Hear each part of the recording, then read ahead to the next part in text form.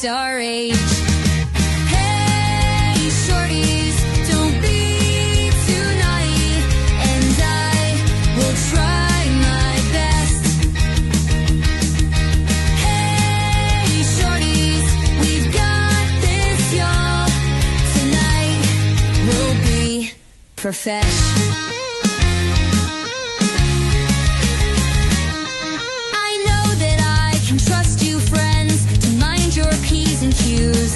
Let's keep things tight and sensible together, me and you.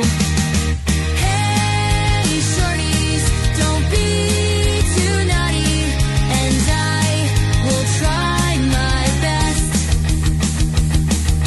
Hey, shorties, we've got this, y'all. Tonight will be professional.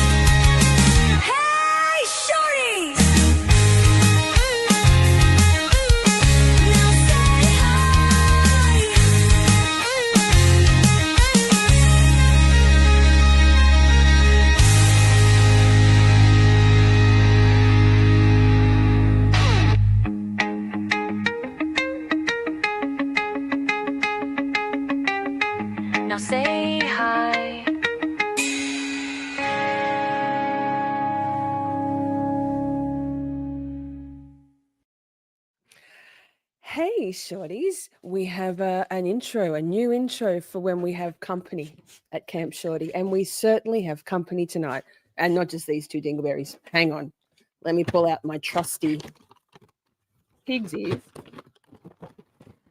Oh, that's a big one for Buster. There you go. Warning, warning, pig's ear crunching. How are you?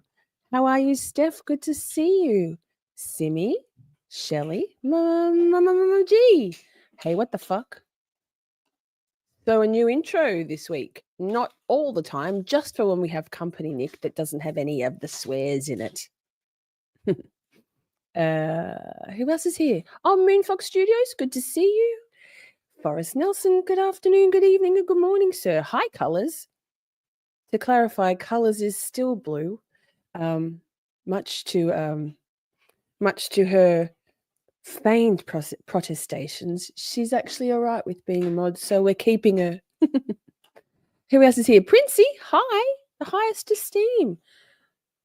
I think I've said hello. Britt Ketchell, she'll be lurking. She has a fair today with her kidlets. Lovely. Replay crew, hi. What's up? Speaking of replay crew, oh, Karen Cole, hi. I have a premiere playing in an hour. I have forwarded my chat when mine ends to your channel. Well, thank you, ma'am. We much appreciate that. It should be a really interesting conversation today. But I digress. Replay crew, if you would like to watch the live chat replay on your handheld device, mobile, tablet, iPhone, all you do is swipe left on the comment tab, whichever left way is in this screen, and it will give you the option to watch the live chat replay instead. Sweet. Colours has no comment. The dogs are just crunching, so we all good.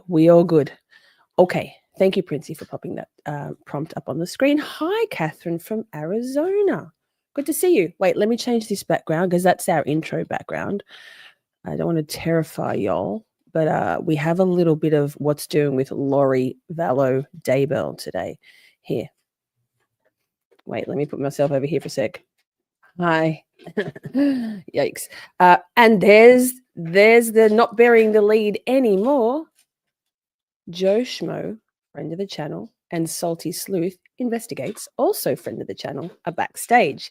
Hence why we had the sensible intro. Still fun. Yikes.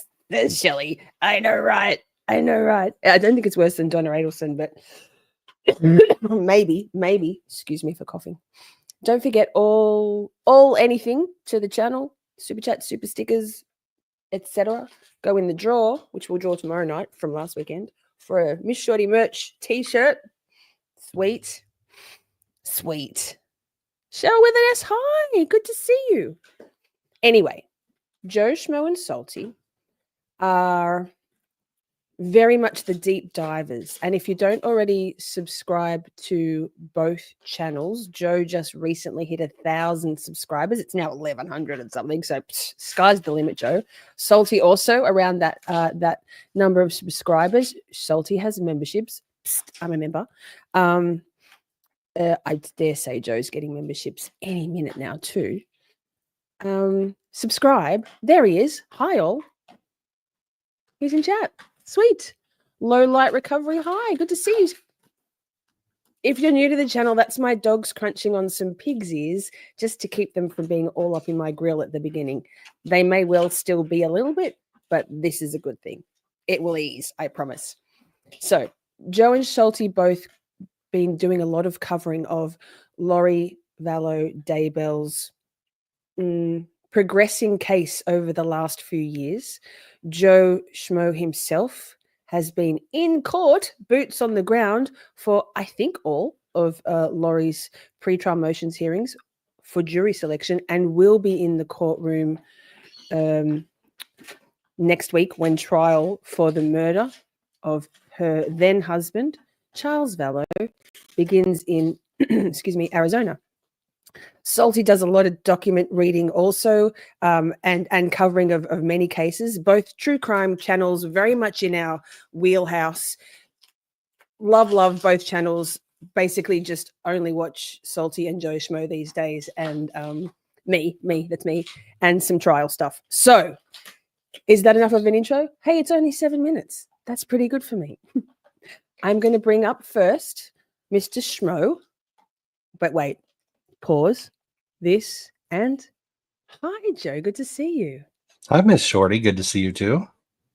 Now, also, just before we go any further, Joe, you made it to our soundbite list because the last time you were on the channel, maybe I. Miss Shorty, you're muted. Miss Shorty, you're muted. You now, anytime you're muted, it's all you, Joe. So this happens often. Trust me. Anyway, tell us a little bit about your week, because you have had a big one, not just in terms of court time. Yeah, no, I moved my studio, so now I'm in my brand new temporary for 1.5 to 3 months studio in beautiful Tempe, Arizona, closer to the courthouse than I was. Right. So because I was moving studios, I missed Monday's hearing. So technically, I have not been to all of them, and I think I maybe missed one in January too. So close. So close. This much. Right. Amazing. I can't wait to hear all about it, along with, and I will now, without any further carry on, bring our friend Salty Sleuth of Salty Sleuth Investigates up. Salty's on an avatar because she understands true crime and the shit that people can get up to in terms of YouTube true crime stuff. Hi, Salty. Hello, how are you? I'm very well, thank you. It's amazing to have you on Camp Shorty, both of you together. Wow. Well, thank you. It's good to be here. It is good to be here. Can I just say you have beautiful dogs? I've always raised American pit bulls, and those dogs are beautiful. I thank you. Yes, Buster is an American pit bull, Staffy, crossed with a bull mastiff, crossed with a bull Arab, and he's the biggest softy sook you've ever met.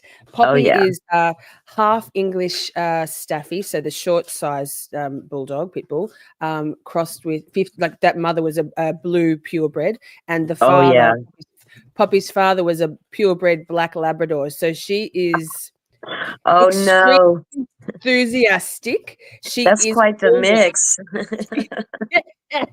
I didn't really know what I was getting myself in for when Oh we- boy. you know, but she is. I can't really ever accuse her of being too much because I think I'm actually like she's my spirit animal. So she and I are we're like this. So if she's too much, I'm too much, and I'm not having it.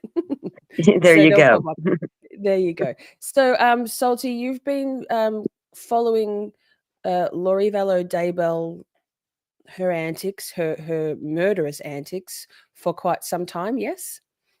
Oh yeah, from the beginning when the children were announced as missing, you know, and just kind of following what we'd hear in the news, and then seeing Nate and track her down in Hawaii, all of that, you know, which was our first real look at this lady, right? Before we had just heard things, but that was our first look at this woman and this man, and it was like wow. And yeah, I've been watching them ever since. She's something else. Horrified. Yeah, She is yes. something else. And that's what I thought we would perhaps like Joe and I last time, a few weeks ago, we delved in quite a bit into the Church of the Latter-day Saints and Joe, Mhm. your upbringing in that faith community. So we will be again, I guess, Joe, relying on you to sort of steer the ship through that aspect of things as we try to work out a bit about Lori. And then Salty, you're not a Mormon, are you? No, far from it. Joe laughs at me. He's like, "Are you kidding, Miss Shorty? Have you heard her talk?" I have, and I think that's why I really like you, Salty, because we have a similar style of communication, should I say. So, Joe, you're before we stuck in get the to- middle. How does it feel? I'm teasing. I love to tease Joe. It's a Joe sandwich tonight. I was Right? going to say it's a cuss sandwich. We're the cusses, and you're the Exactly. no, You can't escape tonight, Joe. I'm you stuck. cannot. Mm, So what I thought I might do first is play a very short clip. I found it's a couple of minutes, just to orient folks in chat. I presume mostly everyone in chat and replay crew know at least the basics of Laurie's murderous rampage over the last 6 years or so. However, let's just put this up. It's a 3-minute clip. I think 3 minutes. Let me check. Is it this one? Private Invest. The title is very shocking. Let me check. I'm gonna make sure I've got this and this. Get rid of that. Now for conspiracy to commit murder against her niece's ex-husband, Brandon. Auto tube. A jury has been Make seated sure we've and got sworn in for yes. Lori Vallow Daybell's first of 2 murder conspiracy trials. This one has to do with her 4th husband, Charles Vallow. He was shot and killed by Lori's brother, Alex Cox, in July 2019. Cox claimed it was self-defense. Cox, though, died of natural causes later that year. 13 men and 3 women have been selected as part of the jury. 12 will ultimately deliberate with 4 alternates. Trial is scheduled to start on Monday. Vallow Daybell will also stand trial for conspiracy to commit murder against her niece's ex-husband, Brandon Boudreaux. He was shot at while driving in Arizona in October 2019. Bianca Buono with our sister station in Phoenix sat down with a private investigator who was hired to look into the web of crimes and killings all connected to Vallow Daybell.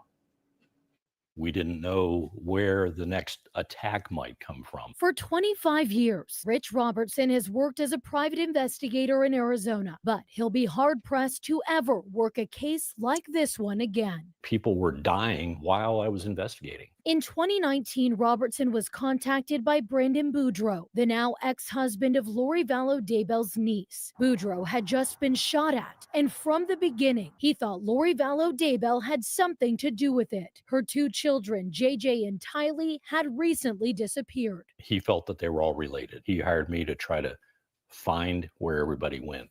because they all fled to Idaho. And months before Boudreaux's attempted murder, Lori Vallow Daybell's ex-husband, Charles Vallow, was shot and killed in Chandler. I got in a fight with my brother-in-law and I shot him in self-defense. This 911 call was made by Alex Cox, Lori Vallow Daybell's brother, admitting to shooting Charles Vallow, claiming it was self-defense. At the time, Richardson recalls it wasn't a high-profile case for police. So they didn't really dig into it. I don't think it was until after all these other deaths that they went back into it to put together the conspiracy. As more deaths continued to happen, prosecutors say that conspiracy became clear. Now, more than 5 years later, Lori Vallow Daybell has been convicted of murdering her 2 children, conspiring to murder the first wife of her current husband, Chad Daybell, and is serving multiple life sentences. She's now back in Arizona representing herself in court, charged with conspiracy to commit murder in the death of Charles Vallow. The jury officially seated and sworn in on Tuesday. Her representing herself is not going to help her at all.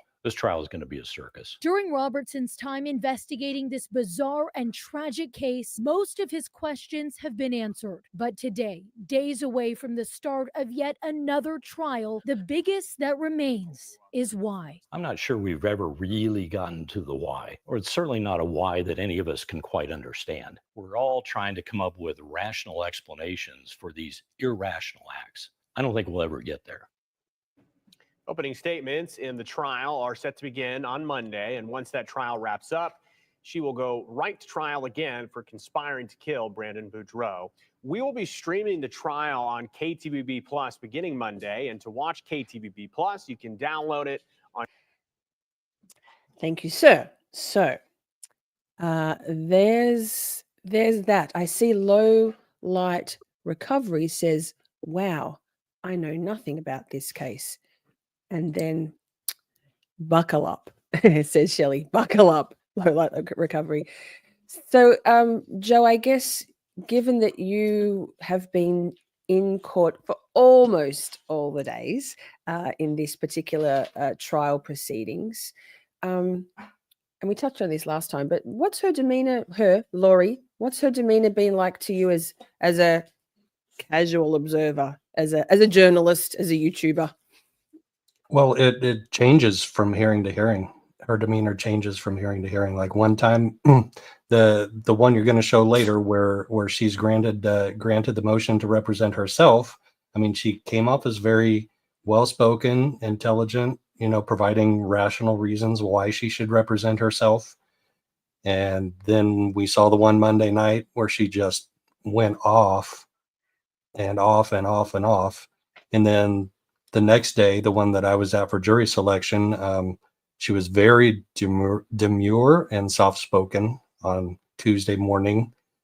And Tuesday afternoon, she was just kind of lost, like, especially when it came time for her to voir dire the jury. I mean, she just seemed lost. So clearly she's out of her depth here. Oh, yeah. Oh, yeah.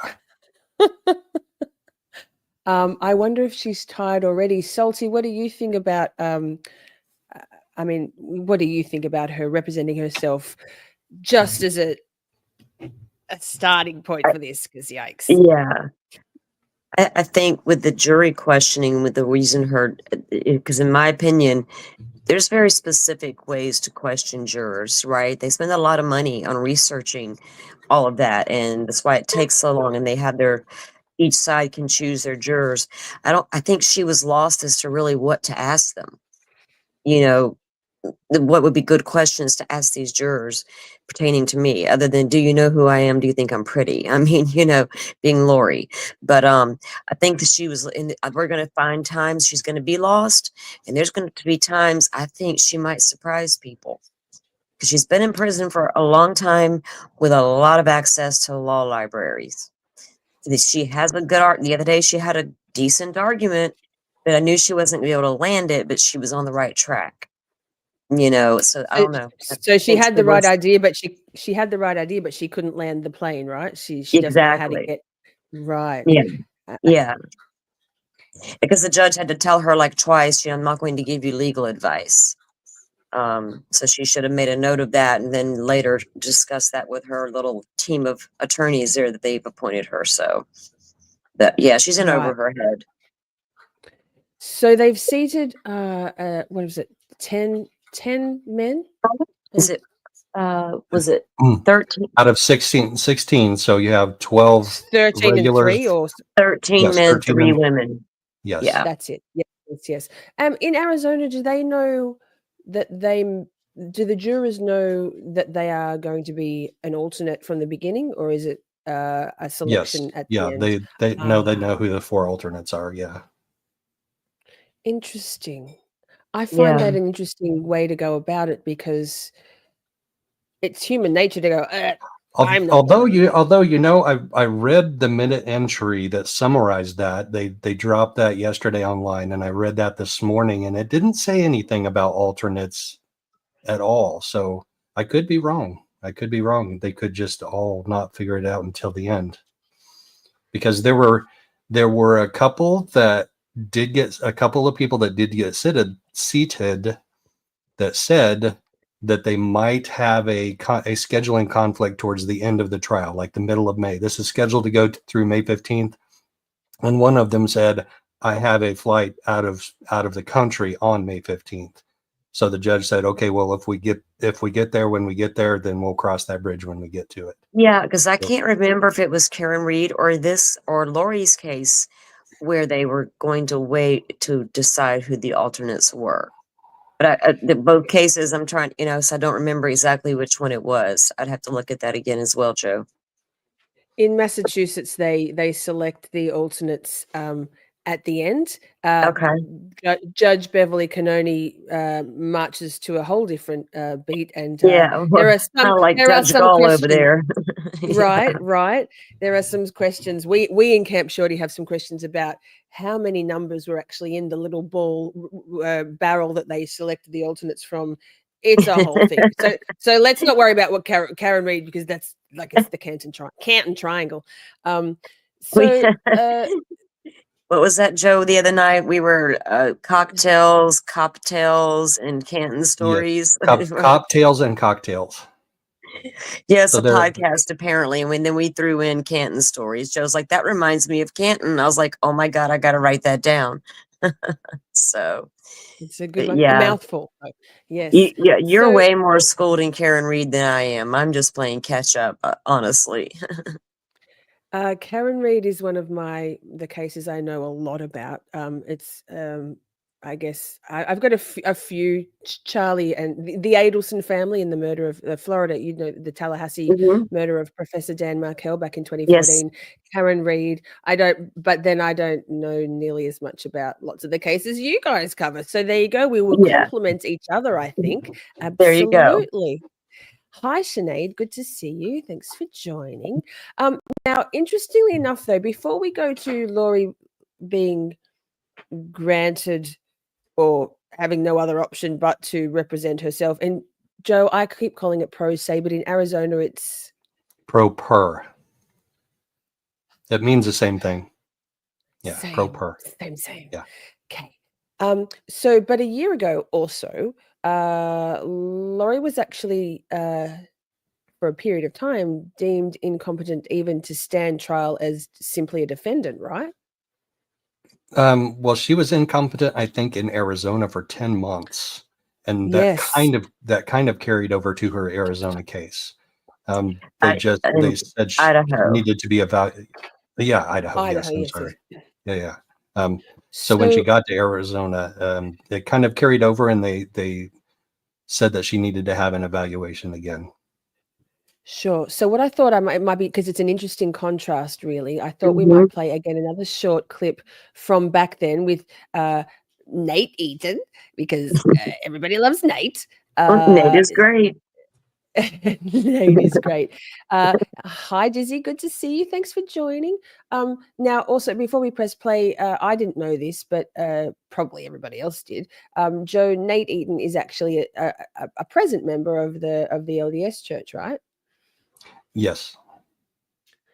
So there are some there is some consternation amongst, I guess, probably the victims' families and supporters of victims of Lori and Chad and Alex Cox, deceased brother of Lori, that perhaps he's a little soft on the church because of his, excuse me, continued affiliation with them. Would you agree with that? I have heard that, yes. Do you feel like he's a little soft, or are you perhaps biased because of your former status? I don't know that I've seen enough of his stuff to form that opinion about him. Like, I don't know that I've seen him reporting anything that's soft on anything about the church in general. Basically, all I've seen him is reporting on Lori and Chad. And I think he's done an amazing job on that. Yes, I can agree with that. I agree with that because, like I said, I've watched Nate's coverage from the very beginning. And whether or not he was ever LDS never crossed my mind until recently. I'll be honest about that. Because I don't go looking for that, so I don't know how, you know, I've heard that recently. So to me, he was just a reporter. Do I trust this guy? Do I like this guy? You know, because I like to make up my mind, get to know somebody in minutes. I continued to watch his coverage. He never come across as but he never really touched on the church a ton either, like Joe's talking about. He focused on the legal aspect of the case, of both cases, really. And we'll talk about what they did to the children, the victims, of course. But I never felt some kind of way about him. But then again, I'm not the families, you know. I don't know what they know, you know. I have feelings about LDS, you know, and different things, but I never let that be a reason that I never felt a vibe that I shouldn't trust Nate, right? Because he was LDS.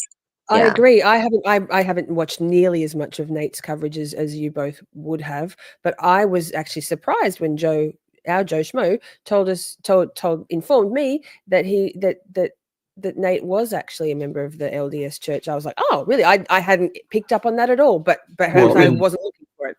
Even more than that, the owners of East Idaho News are. So that's his boss. Yeah. So and honestly, considering the area, right? It's not surprising to me. A lot of people there are LDS from all walks of life, not just, you know, I mean, from all walks of life, honestly.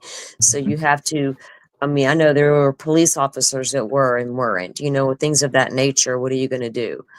I don't think your affiliation with the church should sway you, you know, one way or the other, legally or religiously. God's going to want you to do what's right no matter what. No matter what God you follow, he wants you to just do what's right. So I got trust they're all trying to do what's right, you know, and not be like blaming on them. But, you know, it doesn't surprise me because there's got to be a lot of LDS in the area and they all live and work within the community. So, of course, you're going to, you know, you're probably going to have jurors that were either raised LDS or probably possible LDS. Now, Joe, or do you know if any of the jurors were LDS? They weren't asked that, but I can't imagine that. No, they weren't. Shorty and I are like, That feels like an elephant in the room with that one. Was there a pretrial motions hearing on that? Did they actually cover that beforehand, whether they were going to be allowed to ask whether they were members of the church? No. Trina did ask them. She said, this is a case that involves, you know, the Mormon church, the LDS church. You know, would that sway anyone's opinion about whether or not to vote guilty or not guilty? You know, does that, if it's about Mormonism, can you still be a fair and impartial juror? Right. And nobody said that they had a problem with that they couldn't be a fair and impartial juror. I wonder whether asking that question. Catherine says she used to be LDS. There you go. There's lots of y'all around.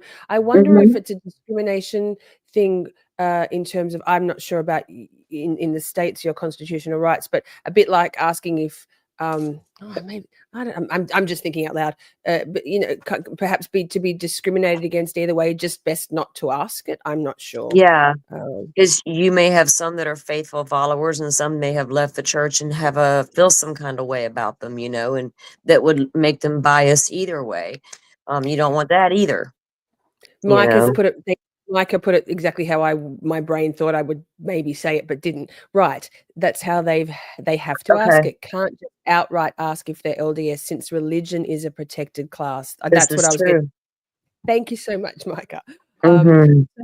Let's So watch this. detective, Okay, go. just on that subject real quick, and then before we move on, No, we don't have to move on. Detective Nathan Duncan from the Chandler Police Department was the second lead detective on this. The first lead detective retired, and he took over the case. He was there. He came in wearing a sidearm, and I think he had a big bundle in a black bag. I'm pretty sure it was his long gun, and he came up before the morning session, and actually stopped and talked to us. We were in line waiting to get into court, and he stopped to talk to us. But he is in that class too, where he used to be LDS, but now he's Catholic. So Lauren from Hidden True Crime actually asked him that, and while he was standing there talking to us, so that was interesting. Shelley says Duncan, a cop named Duncan. I have to laugh at that one. Different spelling, probably.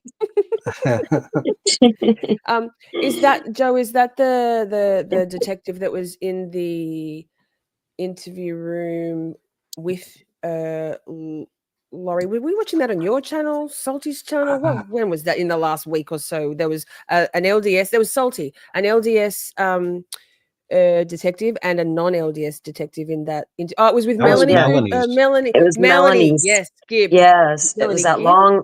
Yeah, Melanie Gibb. It was that last one we just reviewed. You're right. And the one officer was, and the one officer wasn't. And because she was even like, I know this is hard to follow along. And he's like, no, I'm good. 'Cause she was just being herself. But yeah. Yeah, that was a while. If you chat replay crew, if you haven't watched both Joe and Salty's coverage, they go over a lot of individual. They co-host together. Like you often, like Salty's almost always on Joe's channel, right? And Joe, you're very often almost always on with Salty.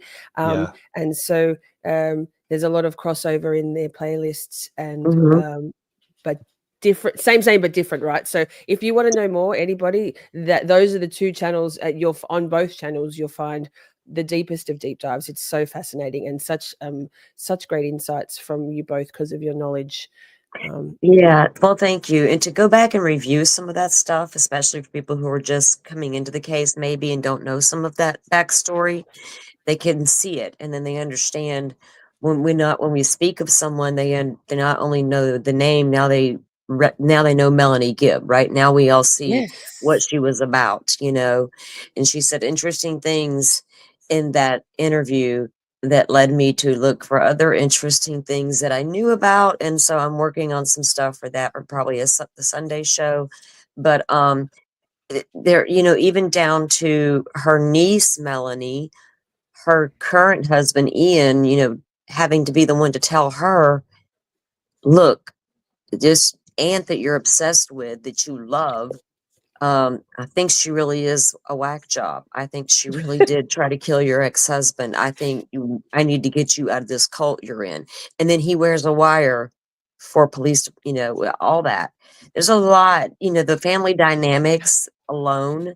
When you watch the families speak, Kresha, Megan, Connor, the toll that it takes on everybody that was involved, on both sides of the family as well, because that you can tell Lori appeared to be a very normal person for a very long time. She appeared to be a very normal mother for a very long time. But was she? Was she very good at hiding any kind of mental health issues that she may have had struggles with? Because she was also narcissistic. Go ahead, Joe. We saw that interview where Charles reported her that she needed a mental health evaluation, and she totally snowed that officer that was interviewing her. Totally. Yes. Well, if you look at the way he spoke about her, something definitely changed with the woman he knew, the wife and the mother he knew. When you hear Kay talk about Lori, Kay Woodcock, Lori was normal, a normal mother. she already had Colby and Tylee. They didn't think twice about her and Charles adopting JJ because Lori was a good person and a good mother, and they trusted her and they loved her. And then she betrayed the entire family. Not only did she murder JJ, Kay's biological grandson, then she her brother as well, Charles, you know. So it's been a lot for the families to take in, especially the ones that were unalived, but for Lori's family as well, you know. Absolutely. And Go ahead. the family has reacted to it. Well, the ones that I know the best, Megan and Kresha, Megan and Kresha, say that 3 times, have total opposite reactions, and both of them I love. Kresha is very outspoken, and she calls Lori a whore, the whore. She calls her a hooker. Yeah, and the whore. She sent me a text. She sent me a text last night. The whore. Yeah. And then Megan was on Surviving the Survivor after Tuesday's or Wednesday's jury selection. Tuesday. Yeah, that was Tuesday. Anyway, she was on Surviving the Survivor with Tom Evans, and she said, "I don't hate Lori and I don't love Lori. I nothing her. She's powerful. nothing to me. I nothing her." Well, and yeah, Kresha is from Charles's family and Megan is from Lori's family. And they're both amazing women, but they're very different women. And they're going to process what they feel very differently, you know. And you can see that, you know, I've been holding a lot of space for Kresha the last couple of days because I know when I saw her last on a live, I know what she was feeling. She didn't hold back with that. And so, you know, I even reached out to Joe to check in. Have you heard from her? And is she okay? I just wanted to hear him say, yes, I've heard from her, which that's all he said back was, yes, I've heard from her. I'm like, okay, she's good. I'm not going to worry as bad, you know, because I was worried about her. I worry about Megan. I worry about Kay and Larry a lot. JJ's biological grandparents and, you know, Charles' sister, because they've been through a lot with Lori. They've already done, you know, the children's trials in Idaho and all that, and Tammy's, and now they're over here for Charles. And then after that, Brandon, you know, it's insane how many people were left in this woman's wake, right? Absolutely. Now, Salty, just back to what you were saying about whether Lori was ever a regular good mother and and daughter and friend and you know, church member. Remember when she said, "I'm like a ticking time bomb," and also was it in the podcast when she was saying that Jesus or God? She asked, you know, am I going to be, how do I get through this? If something doesn't give, I'm going to end up murdering someone. And I decided to go with what was someone, I'm butchering that, Joe. What does she say? She says in that podcast about that, those little cracks in her mask. You know, when she's testifying, I think it was with Melanie. What was their podcast called? And yeah. She's talking about she went, and I'm going to butcher it because I didn't grow up as any kind of faith atheist family, but she's talking about how she went and asked for, I guess, guidance from Jesus, and if she didn't, I think it was becoming a priestess, and that if it was either that or she was going to end up murdering someone, and if she did end up murdering someone, well, it wouldn't matter, right? That was basically right. what she was saying. Lori, it feels like, I don't know when she began to really, well, let me backtrack.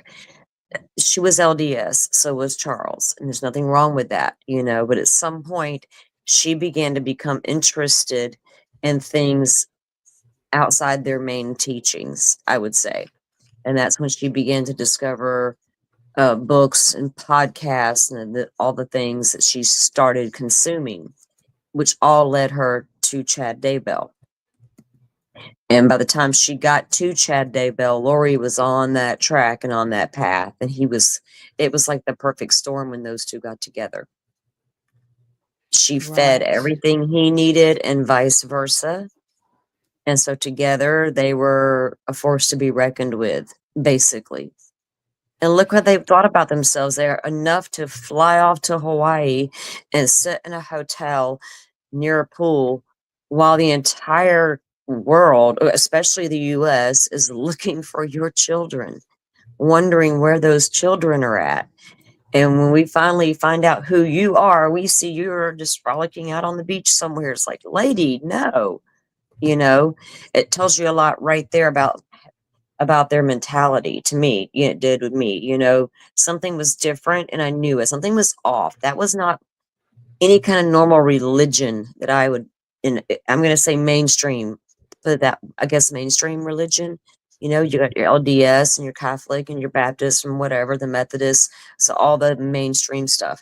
And, you know, none of that means you would do what whatever she did at that point, because the kids were still just missing, you know. But nobody just does that, goes off and takes off on vacation and refuses to turn their children over once court ordered to do so. It told me a lot about them and what was really going on with these two, you know. And then the first trial, I continued to hear sex, drugs. I'm not sorry, sex, drugs, money is about, you know, on that kick. You know, the sex and the money. And I heard an officer, I was listening to an old interview, and the officer said, well, everybody wanted to talk about that. He said, I felt like that was the bonus. And I remember sitting up in my bed and going, what did he just say? And I had to back it up. Like I heard, listen to it again. And he agreed that that part was a bonus. It was more, and I got that thing saved actually. He really was focused on that, what they were doing with their brand of religion. Lori and Chad. Yes. You know what I mean? Yes. The inner workings of what they were doing with these castings and these different things. And I don't know if he could ever get anybody else on board with that, as far as other investigators. Do you know what I mean? No, I mean, I'm sure most people agree. There's certain couplings of people coming together of two particular characters, individuals, that creates, like you said, like a perfect storm. That separately they probably would never have gone that route. Right. Similar, it's very similar. I think there's a lot of similarities. I've been watching the Monica Semintelli trial for the murder conspiracy to commit murder with her lover Rob Baker. Oh my gosh! Anyway, You so got much me like interested because you sent me that clip. By the way, thank you for that. I don't know you're why I welcome. just noticed that like today, but I was like, oh damn! So thank you for that, and now I'm interested in that case as well. It's like for some, like I love documents, but I'm a trial watcher, and the law Yeah. is my the you know, the arguing of the law and is Mhm. my special interest. And this Right. is my favorite, which is a horrible verbiage, but it is my favorite trial ever. It's very long. It's the closing arguments are still going now. The state ADA Beth Silverman is an absolute. They call her the sniper. She and her co-counsel Heather Stagel are absolutely phenomenal attorneys. It's been a spectacle. This woman is going down, but she and as in Monica Semintelli will absolutely be convicted life without parole. I'll die on that hill. But these two, Rob Baker and Monica, together created a very similar, like just dark, evil, would never have happened separately. I mean, Rob Baker was a piece of shit, but Yeah. together they created this sort of exponential, synergistic evil, same as Chad and Mhm. Lori, in my opinion. Mhm. Joe, what courthouse is Lori Daybell? Is this trial at? This is in Maricopa Superior Court in downtown Phoenix, and the courtroom is 5D, which is in the South Tower. Judge Bereski's usual courtroom is 1104, which is not in the South Tower and is a much smaller courtroom. And initially he said it's going to be held here. And we're all like, because there are like 10, 30 seats in that, as opposed to 75 in the gallery. It's still, does it still blow your mind that, like, I mean, I know you were at Delphi, you went to the Richard Allen trial a lot for many of the days in court, right? A handful. A handful. Lisa and her facts, always getting it chef's kiss right every time. I just didn't feel like standing in line in 35-degree weather for 4 hours to maybe not even get a seat. Right.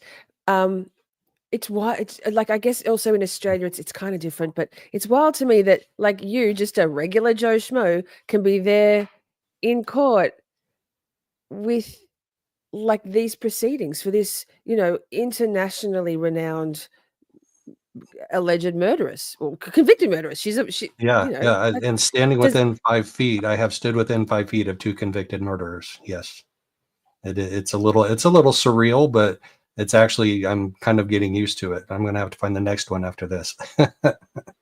Goodness me. Hey, let's watch that clip now, just to give us we might not watch all of it, but the thing about Lori, when we're winding it back for when a while ago, it says a year ago, but I guess probably more like 18 months ago, Lori was not deemed competent by a psychologist. I don't think the court ruled that necessarily, but here, watch a bit. I'm Nate Eaton, and this morning I'm talking with Bonneville County Prosecutor. Oh, what speed have I got it on? Attorney Danny Goodness. Clark. He has been a prosecutor for Hold about up. 20 years and works with the Idaho Prosecutors Association. And Danny, I know you can't speak specifically to the Daybell case. You're not involved in that. But I will tell you that over the past week, the number one question I've been asked is, so now Lori Daybell's not competent. She's never going to face a judge, and she's, I guess, free in a way for the alleged crimes. So I wanted to ask you for some clarity. I'm going to give a little bit of clarity also, chat. So this is prior to Lori's standing trial in Idaho for the murders of JJ Vallow, Tylee Ryan, her daughter and adopted son, and Tammy Daybell, Chad's then wife, which she's now serving 3 consecutive life sentences, right? Right. And at this point in time, the beginning of her incompetence, she spent 10 months in a place to help her get mentally competent. So some type of mental health unit of some kind. So after this, I want to unpack not so much the legal stuff as much as, I do think she's like, for want of a better term, like crazy, but also I think it's her narcissistic delusions and her narcissistic tendencies which led her along that path. So ponder on that, Salty and Joel. Let's watch a bit more of this. Psychiatrist has deemed Lori Vallow Daybell incompetent for trial, but what does that mean? Well, in effect, it's a very well-educated opinion on her competency, but that's all. In Idaho, under Idaho Code 18-212, competency must be determined by a judge. And so we seek, or parties will seek, opinions of various experts on different things, in this case, mental health, to give an opinion to the court. But ultimately, the determination of competency is a judicial ruling made by a judge. That has not occurred as of yet. And so I've seen some of those same reports. They're a little bit of a misnomer because that determination has not been made, as I believe the prosecutor in Madison or Fremont is contesting those findings, at least as. Wait, I'm pausing just to say Buster's got a deer antler in his mouth. He's not holding some sort of murder weapon ready to kill us all. Although they're very sharp now. So the mental health professional says Lori Vallow Daybell is not competent for trial, but the judge still has to say yes or no, and the prosecutor can contest it. And what does that mean? Bring in their own expert or question some of the findings? What exactly does that mean? Probably either or both. Competency is a very specific thing. Competency does not mean there isn't a mental illness. It doesn't mean they don't suffer from certain things. It means simply comprehending or understanding the proceedings against them, that they've been charged with a crime and what it is, and able to assist their defense, assist their attorney in their defense. Very, very. So wild to me, and Salty, I'll ask your opinion first. Wild to me that, let's call this 18 months ago. It could have been longer, roughly, not that long ago. She, Lori Vallow Daybell, was deemed not competent to stand trial at that point. And here she is now, not only assisting her defense and participating in her defense, but representing herself. Salty, what do you think about that? I think this woman is not mentally stable and they know it, but she's also intelligent. She's intelligent enough that she knows what she's doing, but can we deem her incompetent based on her religious belief? Because this woman absolutely believes she's going to be exonerated soon, her and Chad, both. She also believed that there were no murders in Idaho. She stood up and said that finally at the very end of her trials in Idaho, when she didn't put on a defense at all, right? She just acted like this quiet, crazy lady the whole entire time. And then at the end stood up and said, well, nobody was murdered here. And we're all like, what? We're like, what the hell did she just say? And I'm like, the whole trial's over. She just got found guilty of murdering her children, but she stood up and said, nobody was murdered here. Okay, I see you, Lori. And now this, and she's doing the same thing. So I don't know how they made their decision and what they based it on. You know what I mean? What their perimeters were for her in Idaho to decide competency. And then, Arizona agrees as well. And here she is now repping herself. So I don't know, how they decided that. Honestly, I don't know. And all I can think of is it because you can't do it based on someone's religious belief? If she actually believes this stuff, which I think she does wholeheartedly believe it. There's a fine line, though, isn't there? Because you can believe in the religious stuff.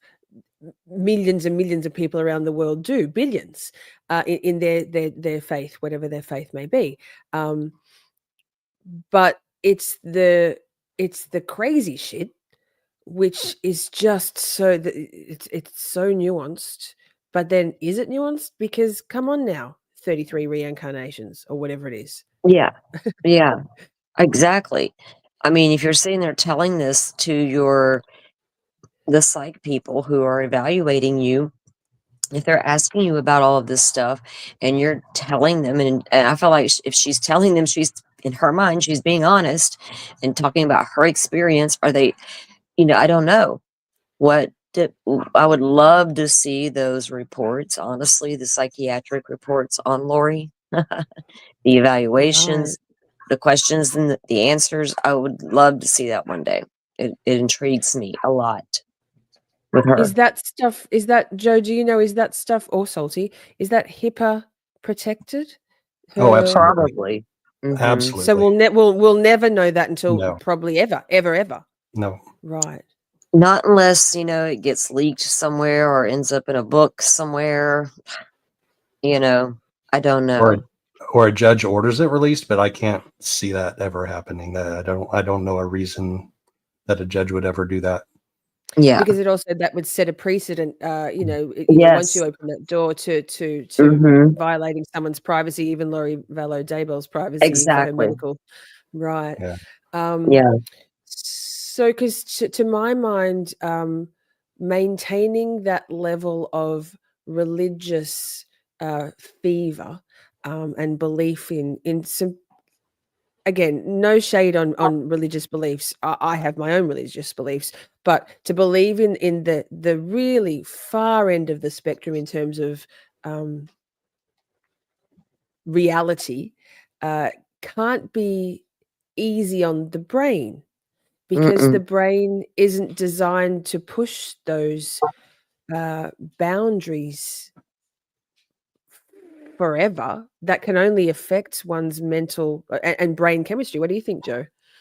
Well, the ties to the Mormon Church, I think, go right along with that, because when you're a member of the Mormon Church, there are certain beliefs that you're taught, and you're taught gradually as you get older and older and evolve more into higher classes, because they have Sunday school classes for certain age groups. You're taught more beliefs that eventually you have to suspend disbelief. They're crazy teachings like someday you will become a god. So if you're in the Mormon Church and you're learning these things like one day you'll become a god, you have to suspend disbelief and believe something that's outside of the norm. So it's like a slippery slope. And at some point, people like Chad and Lori go all the way down the slope and off the cliff into the deep end. Right. So that's indoctrinated. That's absolutely part and parcel of the entire religion, not their cult offshoot, but the core beliefs of the LDS Church, right, Joe? Yeah, so that's where the water started to get muddy, because I never learned Right. about reincarnations. I never learned about zombies. I mean, there's, you've got to sort out the chaff from the wheat. And like I said, you may not be able to do that. In her head, she obviously was able, and Chad was able to make the transition, and Melanie Gibb was able to make that transition, although she told the detectives, I never 100% believed it. That lady, oh my God. That was sitting there telling infuriating, that them, interview. sitting there telling them everything she did, but I didn't 100% believe it. And we're just all going, no way. There's no way she's repeating that over and over. We all Do you had a think she was headache. trying to convince us? So I guess let's again wind it back. In cults, not just religious cults, although I sort of go so far as to say that most cults do have some sort of religious fervor behind them. I believe that the cult members are taught to protect the sanctity of the cult by convincing outsiders, that no, nothing to see here, like nothing to see here, and Right. no, I'm fine. So I guess that would have played in with Melanie Gibb's protestations. Yeah, and that circles all the way back around to why some people are in the family are not incredibly happy with Nate, because the church wants you to believe that they're just a normal Christian church. The LDS Church wants you to believe, outside world to believe, looking into them, that they're just a normal Christian church. Like you said, nothing to see here, move along. So then, Joe, for you as somebody who's separated from the Mormon Church, Mormon way of life when you were 19, right? Mm-hmm. Yep. What do you think about that heavy indoctrination? Not necessarily Chad and Lori's wild, crazy shit, but the genuine core teachings. Do you find them reasonable now, looking back on it? Do I find the teachings reasonable? Yes. No, not when you get into the higher stuff. I mean, the lower stuff when you're a teenager is fine, but once you become an adult and you start getting ready to go on your mission and go into the temple and get your endowments and all of that stuff, that's when the stuff that I had and have a hard time believing starts to come into play. So that's when, as an individual, just as a human being on this planet, you have to make that choice. Am I going to just believe something that is a little bit outside of my grasp right now? I'm going to reach out and grab it, or I'm going to be like, hell no, I don't want any part of that. I mean, it's one or the other. You have to either accept it or you have to not accept it. And a lot of people in the church, when they get to that age, they will use an excuse like they're tired of not drinking and not smoking and not swearing and all of the rules and regulations, and they rebel like a rebellious teenager. But I mean, eventually you have to come to that decision, if you're going to accept that doctrine or not. Right. I agree with that. So then once you've decided at that sort of pivotal point in one's late teens, and if you've gone complete buy-in, then realistically, for most sweeping generalizations, I guess that's kind of you're in then, right? You're in then. You're locked in. Yeah, they just keep wading you in gradually into the deep end of the pool. Like you start out in the shallow end, and you dip your toes in the water when you're a child, and literally get baptized in the water, and then slowly wade deeper and deeper into the water, then you're chest deep, and then you're neck deep, and then So you're if one suspends disbelief entirely, then nothing's really a stretch, is it? right. And then if you come in contact with or come together with by happenstance or by design, someone like Chad Daybell, and you draw in the rest of the people where what they're asking you to believe in, buy into, it kind of makes sense in a weird way, Yeah. right? Yep. Goodness, because there's quite a lot of, maybe it's just the media hyping it up, but it seems like, we've got Ruby Franke and Jodie Hildebrandt in a very similar kind of Chad abu- started. Yeah, Chad started like being like a prepper, right? Which the LDS they teach, to be prepped and ready to go. So there's a lot of people who are preppers, even everywhere for whatever religion that you are. So that's basically where he started. He was he was doing this, and he had the publishing company that was publishing the books, and that's when he met Julie Rowe. And that's where he began to incorporate certain things into his brand of religion out there in Rexberg, where, he was living past lives and telling everybody about it now suddenly.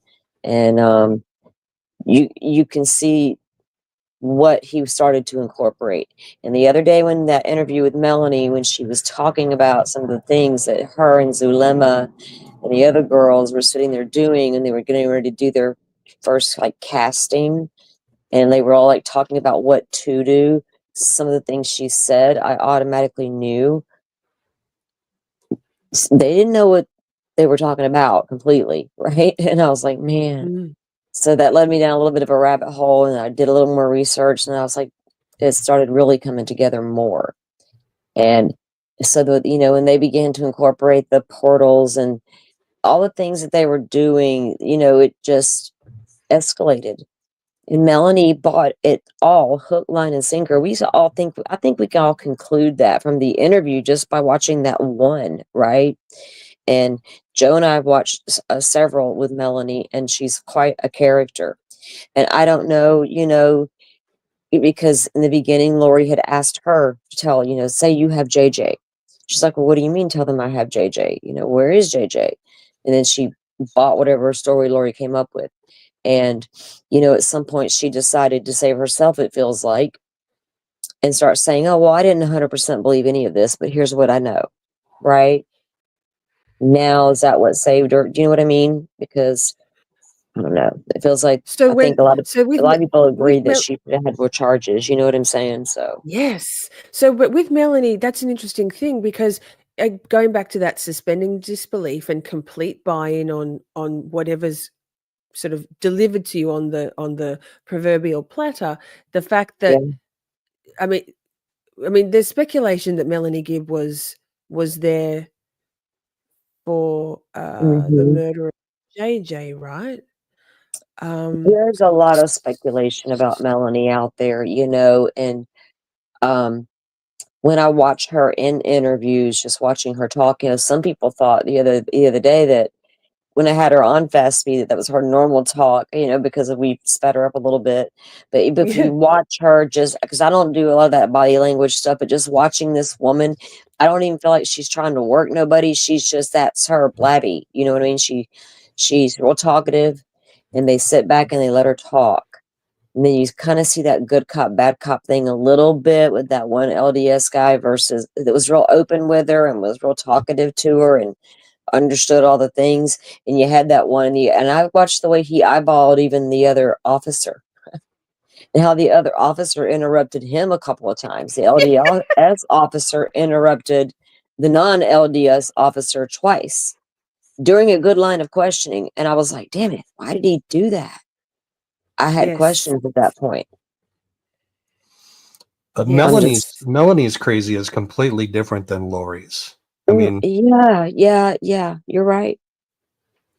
and I'm not smart enough in psychology to be able to explain the difference, but they're Well, two different well, different there's crazies. leaders, Joe, and then there's followers. Yep.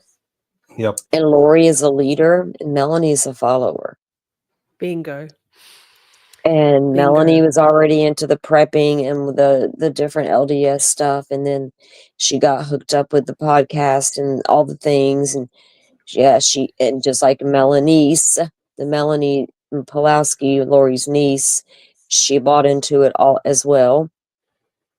And now that's her ex-husband's the trial we have coming up after Charles' trial, Brandon's trial. It's crazy how this kept going, and the fact that Brandon tried to warn and Charles tried to warn.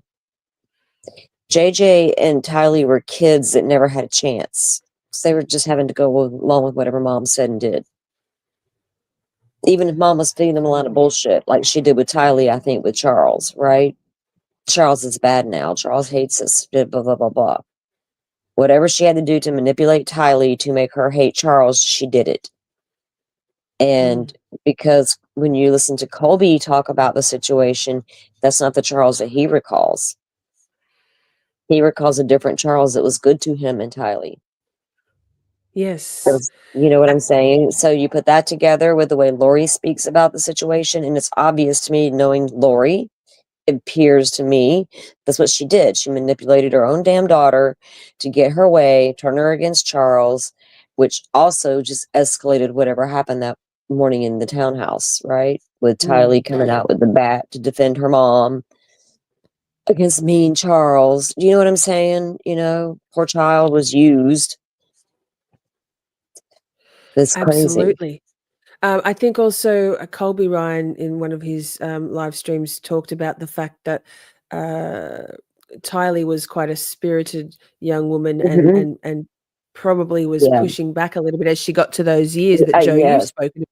So as you get to those where you start to have more expected of you, just regardless of your murdering lunatic priestess mother, but just in general from a more common garden variety of Latter-day Saints expectations, that could well be why Tylee went first. Again, just speculating, but perhaps she was pushing back a little bit more, and obviously JJ was completely helpless and vulnerable. Yeah, I agree with that. And speaking of that, so you asked me, about the Delphi case and then being here.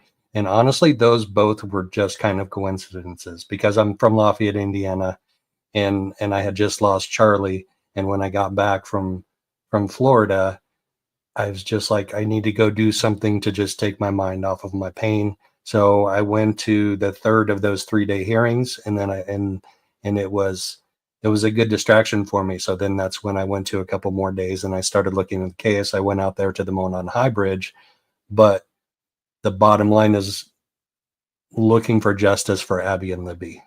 Like I went to their memorial and it was tough. And now I just happened to be out here in Arizona visiting my son when this trial started. And I'm like, okay, I'm going to go down and I'm going to attend the hearings. And doing lives with Kresha, she has introduced me to JJ, and he was just the sweetest boy. And he and Tylee and Charles deserve justice. Absolutely. They do. And that's going back to, like with Charles and Brandon reaching out for help, both of them, and couldn't get it. because Brandon, well, he hired the PI. And, Mm. and the PI starts looking into it. And it's like, well, why are all these people, but they're all ending up dead. What's going on here? So, now here she is, for conspiracy to murder Charles and attempted murder on Brandon. And it's like, where would she have stopped? Would she, where would she have stopped? I don't know if she would have had anybody left, right? That if she had gotten I away think with it. I don't know what she was thinking. Go emboldened ahead. by it, and if the narcissistic, sort of untouchableness of the Mhm. narcissist who believes they do no wrong. They don't even consider where their choices are, whether it's just a lie or a treatment of an individual that's not fair, or whether it's murder. It just doesn't cross their Yeah. mind. So I Well, think she would have likely continued. I think with Lori, the thing because we see a lot of narcissist defendants in cases, right? And we see a lot of bizarre behavior from defendants. But this lady topped it all. And I think for most people, it was knowing the kids disappeared or were missing. And then she's found in Hawaii and still won't say where those children are. It's like, why? Why would you? What's going on here? And that's not normal. Normal people don't do that. I'm not going to have my child go missing, not tell anybody in the family, and then take off on vacation to Hawaii and just like wait on Nate Eaton to track me down to ask me where my kids are. And then just breeze past with your chud lover. Right, holy shit, lady. I mean, come on, for real. Like, none of us regular mothers have ever tried that one, No. No. Speaking of holy shit, lady, and the trial channel, this isn't inappropriate. I've been asking the same question. In fact, I've been blocked on Twitter for pushing back on this question about. And Joe, I don't know whether you're the right person, being a man, to ask this, but Lori's hair this week seems to me to be freshly highlighted. You did point out to me, Joe, that she did actually used to be a hairdresser. So the trial channel's wondering, don't show this on screen. Does anyone know if Lori's hair is actually re-dyed? What your thoughts, Joe? I put it in chat. I mean, she knows tricks. So the thoughts are maybe she has access to something like bleach in jail. Yeah, Yes, so here I checked in. yes. So I saw the comments earlier. Where did I see this at? This discussion. Oh my goodness. On Twitter, someone blocked me, Salty, because I'm like, honestly, it looks freshly done to me. Like, and So she's maybe like, it was on Twitter "Damn, where I originally saw this then. Okay, because I'm on it could Twitter. be, yes, I was yeah, like, because if I Pretty get Lies and bored, Alibi." Twitter's my playground, right? So maybe it's probably my morning stroll through Twitter. So I just like, I'm curious now. So I start researching it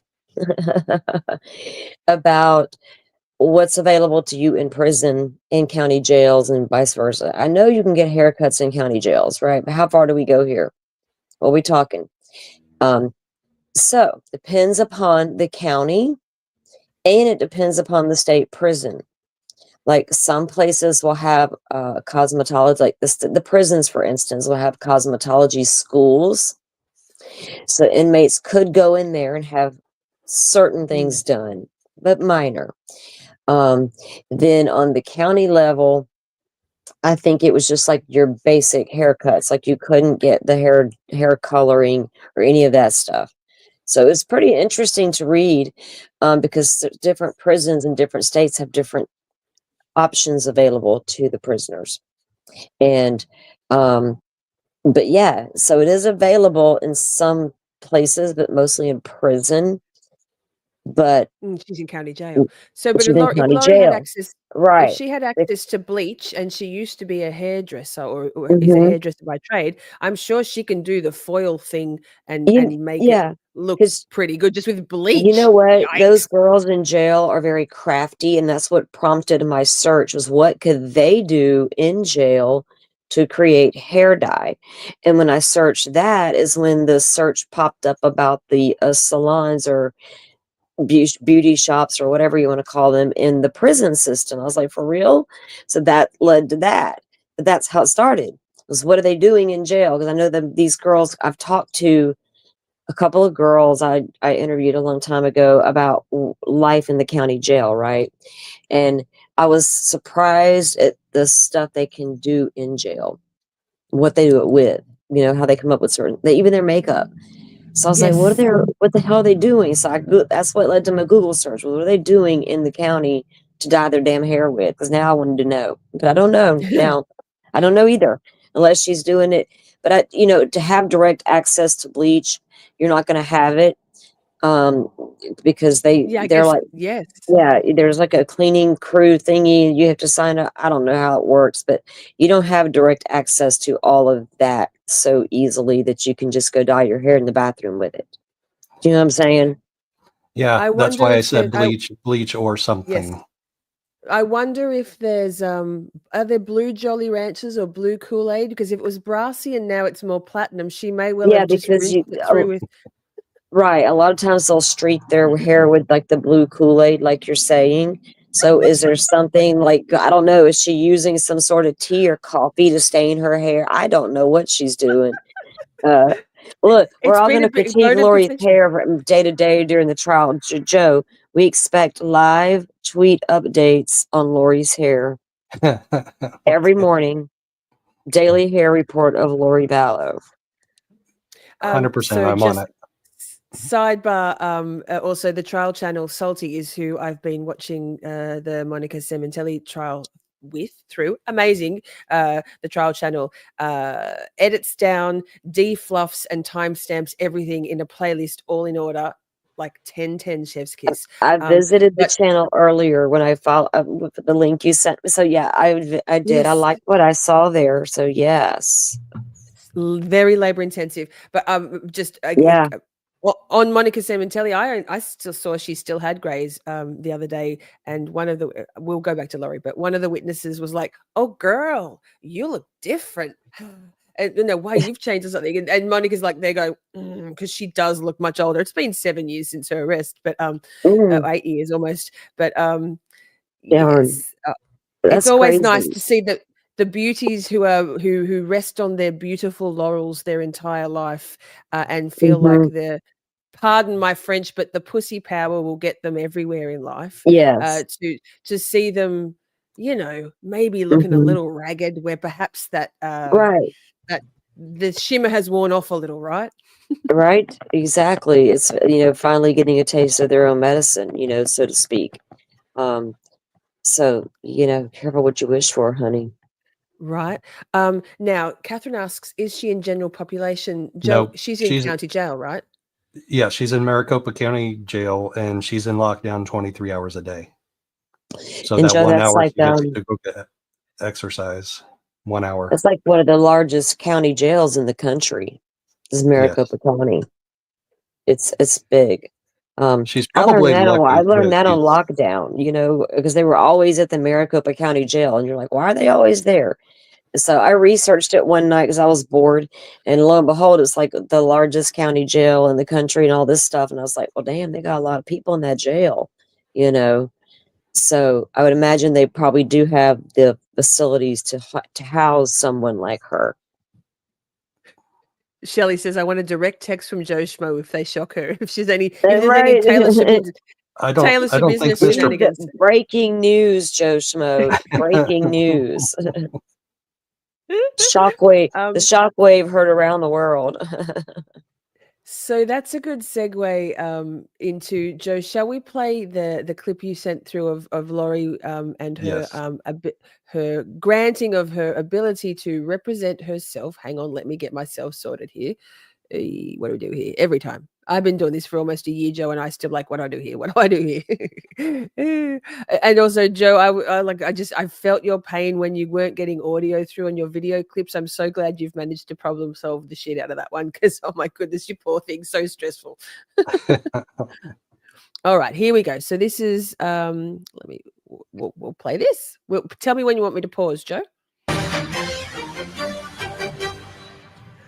Breaking news out of Arizona, where a judge just ruled doomsday cult mom Lori Vallow Daybell will represent herself at trial. This comes after the judge ruled yesterday that the convicted killer is mentally competent to stand trial. She is awaiting trial in Arizona on charges of murdering her fourth husband, Charles Vallow, and attempting to kill her niece's ex-husband, Brandon Boudreaux. Let's get you into court now there in Arizona for this hearing. Good morning, Your Honor. Kate Staub for Trina K for the state. Good morning, Your Honor. Pamela Hicks and Robert Abernathy on behalf of Lori Vallow Daybell, who's present and in custody. Ma'am, can you tell me your name and date of birth, please? Oh, sorry. Lori Daybell, 6/26/1973. All right, thank you. We're here for a status conference.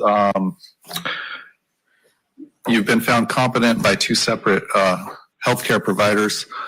Is it your intention, ma'am, you had expressed earlier that you would like to represent yourself? Yes, sir. Is that still your intention? Yes, Your Honor. All right. I may approach, Your Honor. I'm just going to pause for a moment there and say her very girlish, childlike voice does that grate on you, Joe, or has her tenor come down a little since she's been representing herself? Not based on Monday night. Monday we'll get to that. Yeah, I mean, that's what I can't stand when she was acting the way she was, and I reheard that part like 3 or 4 different times, and like the last time I had to turn the volume down. I was just like, I cannot stand to listen to her voice doing that. But I was at this hearing, I was sitting like right behind her in the front row, so I'm just off of camera, off to the right, and she's getting ready. The judge is getting ready to ask her qualifications and tell what the attorney's qualifications are, and tell her that she'd be better off to keep those attorneys to have them represent her, but she has to tell what her qualifications are. So we're getting ready to hear those. No goodness. Timmy says, look, she's got a blonde strip in front. So this is from December, right, Joe? December 6th. So, yes. And if you look closely, that is like a ponytail of the top of her hair. So, but I was wondering, just by looking at that photo, like the way you have it froze, did the court allow her, did the defense, to prepping her for trial, allow them to have something done to her hair? I don't know, or if they even would do that. Like, that's a luxury there. That's beyond letting you wear street clothes to court to trial. I don't have a problem with that. I think you cross the line when you start letting them getting their hair all fancied up. There's no sense in all that stuff. But as you look at it closely, though, it's in a little ponytail. So if you take that down and let that top go, would it fall back and there's the blonde streaks? Do you know what I'm saying? Well, I think from what I saw, that picture, I think I retweeted and I put it in our Discord.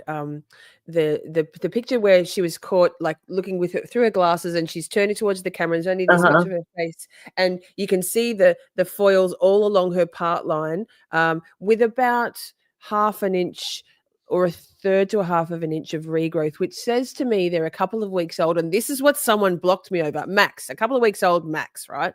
And someone's like, no, they're months old. I'm like, it doesn't look like that to me. And then she blocked me. I'm like, that's crazy to get blocked over shit like that, right? Twitter is ludicrous, though. Understand that you have the right to have attorneys represent you during your cases? I do. What grade did you finish in school? I graduated from high school. Do you read and understand English? I do. Have you had any drugs, alcohol, or medication in the last 24 hours? No. Are you currently prescribed any medications in the jail? No. Do you believe you're able to present a defense at trial? I do. Are you able to listen to what the court, counsel, and witnesses say during trial? Yes, I will. Do you believe you're able to ask witnesses questions that are relevant to the case and to your defense? Absolutely. Oh. Are you able to communicate effectively, do you believe, with the court? You want to stop there, Joe?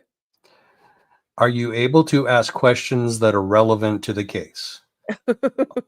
Already during voir dire, she was asking the jury questions, so we're not relevant to the case. But anyway. Wow. Okay. I just want to say hi, Amber. Good to see you. Happy Friday. Happy Friday. You made it through the week, girl.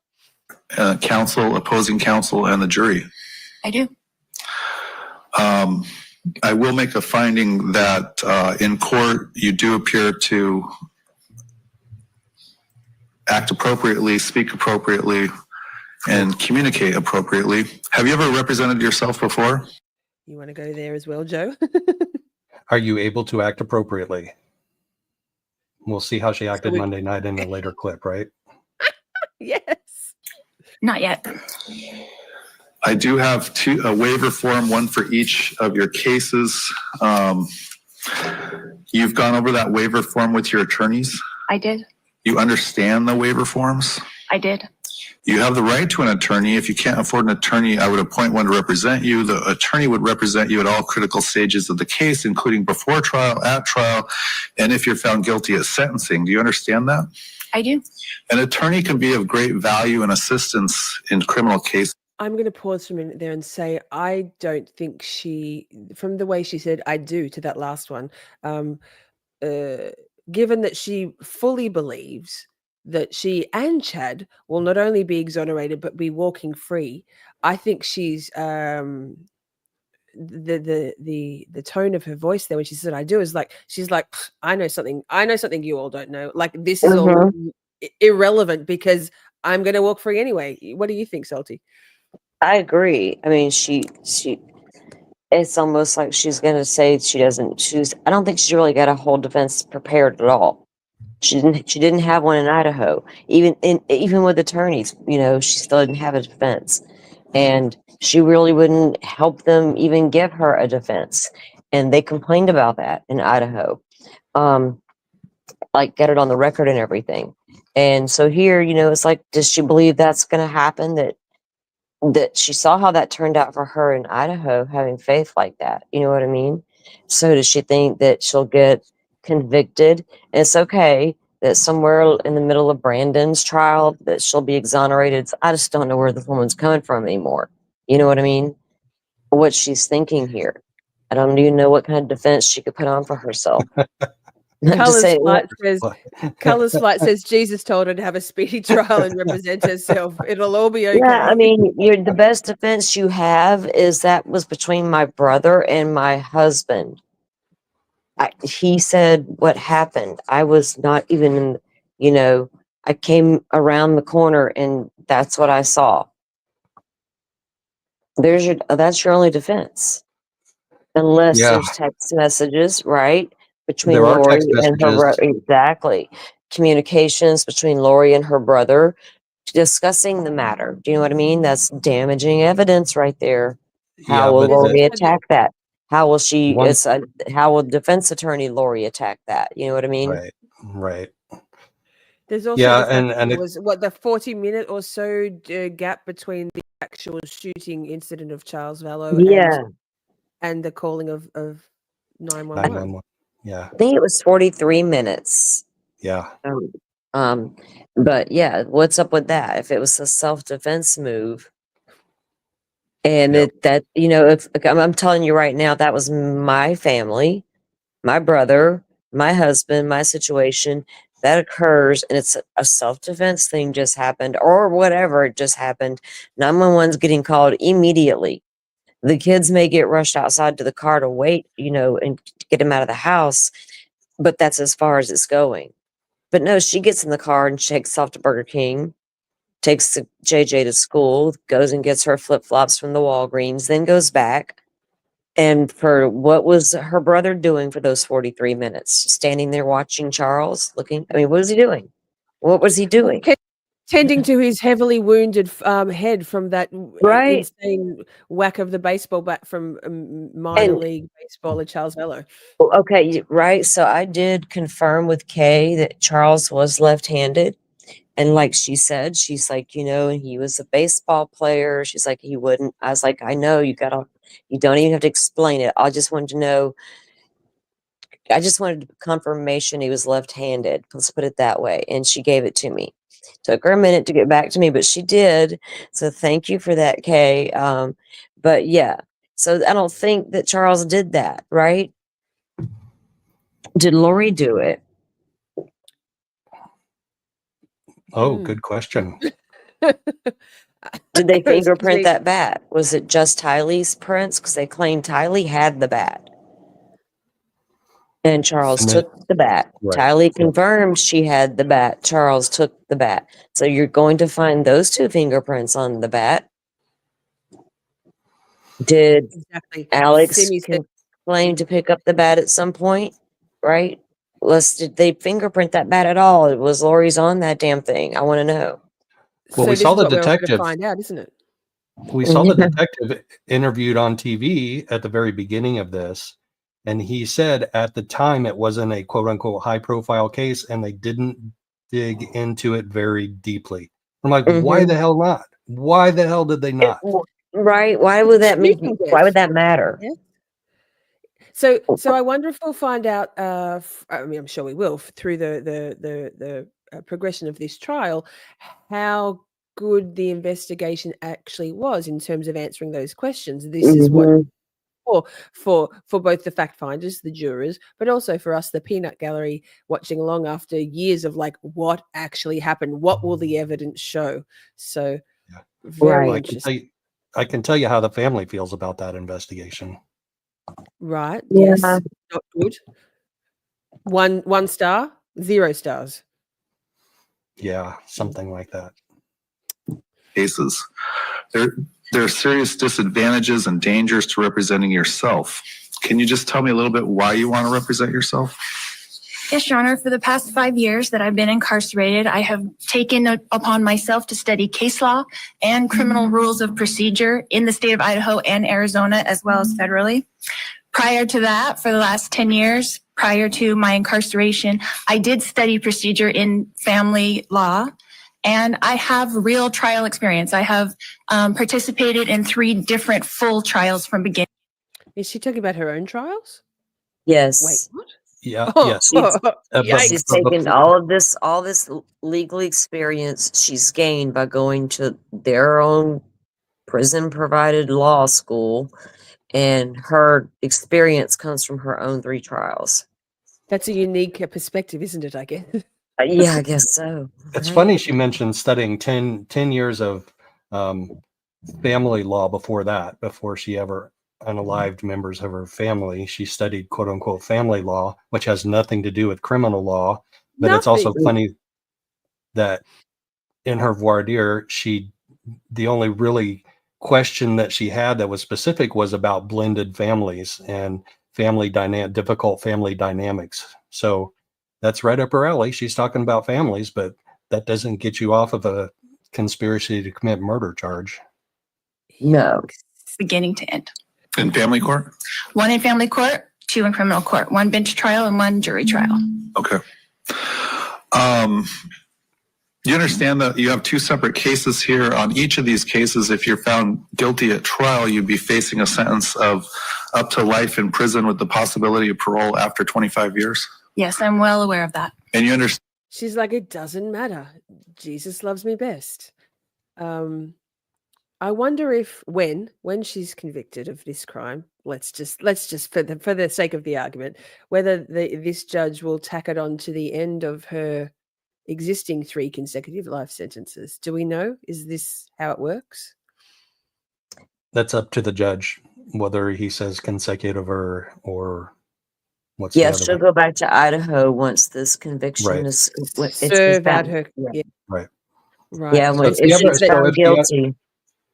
Now remember though, after this trial, she still has Brandon's to go. So if she's found guilty of this one, she still has to go back to Idaho and then prepare from there, I guess, to face. I don't know when they'll actually take her in for Brandon's trial. Like if it's like right after this. It is. You know, It is. she's already there, right? So maybe they'll keep her there. They So, will. It's like a right. week. It starts a week and a half to 2 weeks after this one ends, towards the Yeah. the 3rd week of May. But I just had a question answered that I didn't know the answer to the other day when I was on with Trial TV Live. Someone asked, is she also representing herself in that?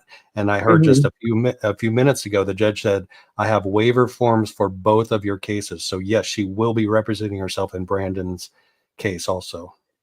That's crazy, Wow. isn't it? Well, then she can say to that judge, well, I have experience in 4 trials now. Right. But who can say that? Nobody on the planet. I wonder whether this is a cautionary tale for any similar-minded, God forbid that there are any similar-minded Yeah. people out there, because that's what the legal, this process is not only about punishment and well, there's no rehabilitation of Lori Vallow Daybell, but is also preventative for society to Right. maybe have a second thought before anybody else does something like this.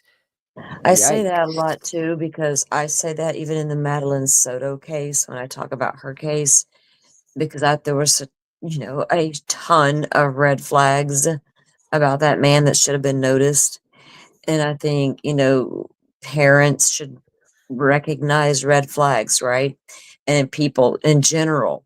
And like you're saying here in this case, if nothing else, the takeaways should be Charles saw the signs, right? Brandon saw the signs and they tried, but they were failed, right? What can you do differently and how could you make it, where someone's going to listen? But just do it if you have to, right? Charles predicted his own death, his own demise.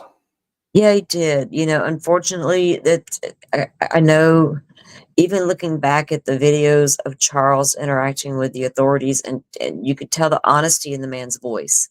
There was nothing made up about what he was trying to tell them about this Lori Vallow woman, right?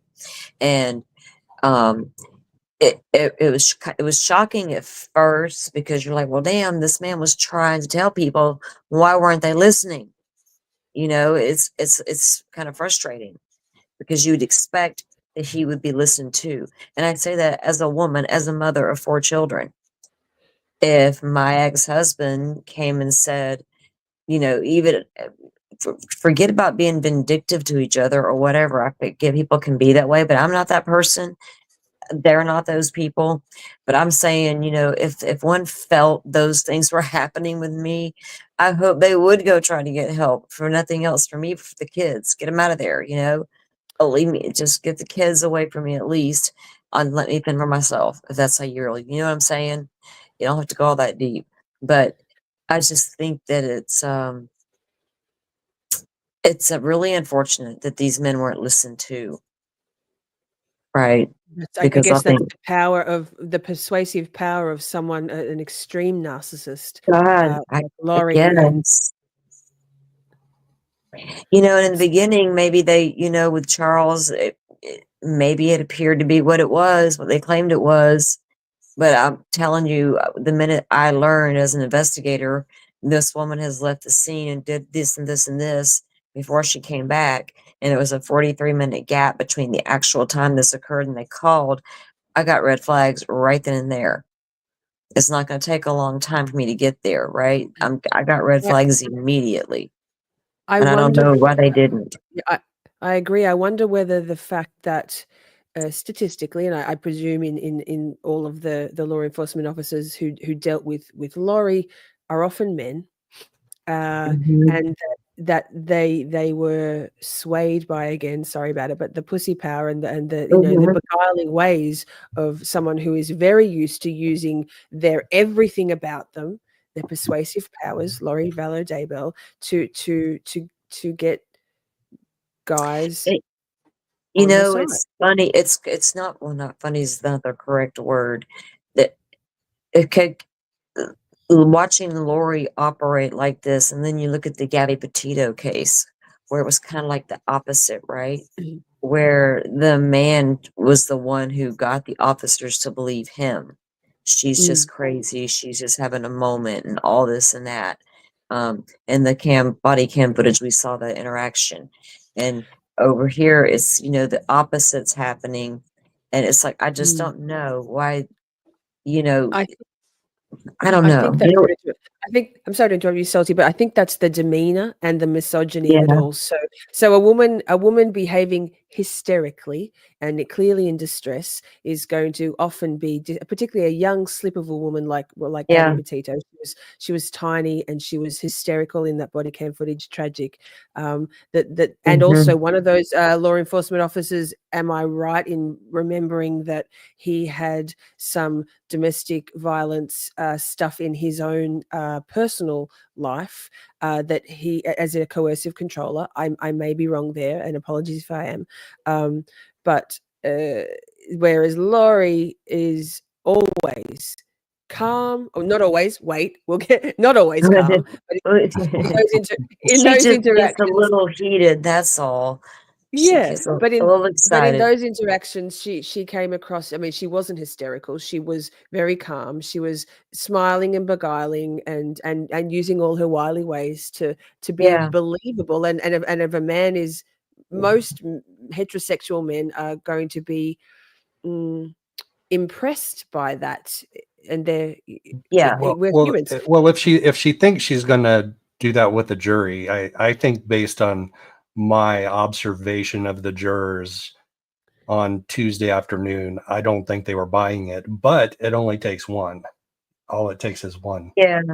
Well, But Tom Evans was juror number 18 in her first trial. He was there. He sat next to me for that afternoon session, and he was interviewed on Surviving the Survivor. He agreed to come onto my channel and be interviewed on my channel too. Fantastic. But what his quote to Surviving the Survivor was, whatever she used to have or things she used to have, she doesn't have anymore. And right. when I was on with Trial TV Live, Chris's reaction was, she's just an unlikable human being. Like instantly when you hear her talk, she's just an unlikable human being.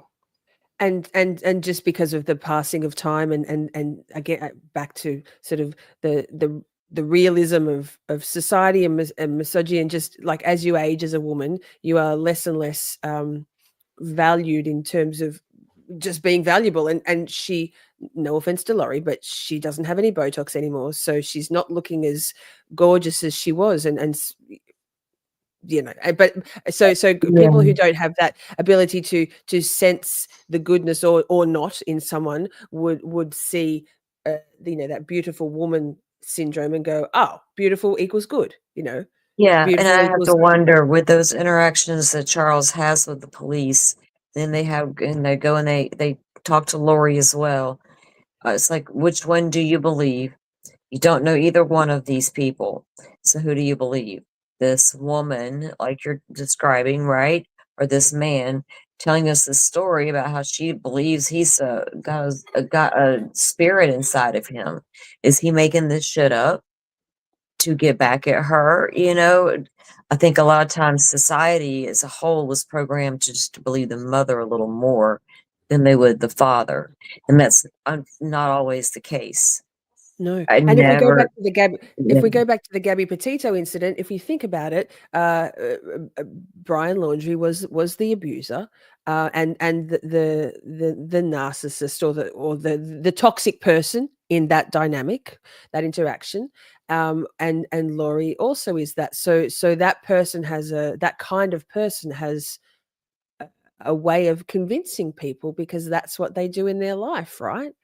Yeah. Interesting. Carla, Ohio, thanks for becoming a new member. Let's keep going with this video. Carla, you go in the draw for a Miss Shorty t-shirt off our merch store. And while I think of it, Salty, offline, I'll get your postal details so that I can send you a Miss Shorty mug like Joe's been very surreptitiously sipping on for the duration of our chat. That would be Understand that. so awesome. Oh my gosh. I would be using it constantly right here at my I know desk. you're a coffee kind of a gal. Yes, and we have a Oh, large. yes. We have two different sizes, and everyone likes a big mug, right? Oh yeah. If convicted of got trial, that two. those sentences I could have run two. consecutively or Excellent. I'm sorry. Yeah, no, I have two. One's a tall cup, and I call it my big ass coffee.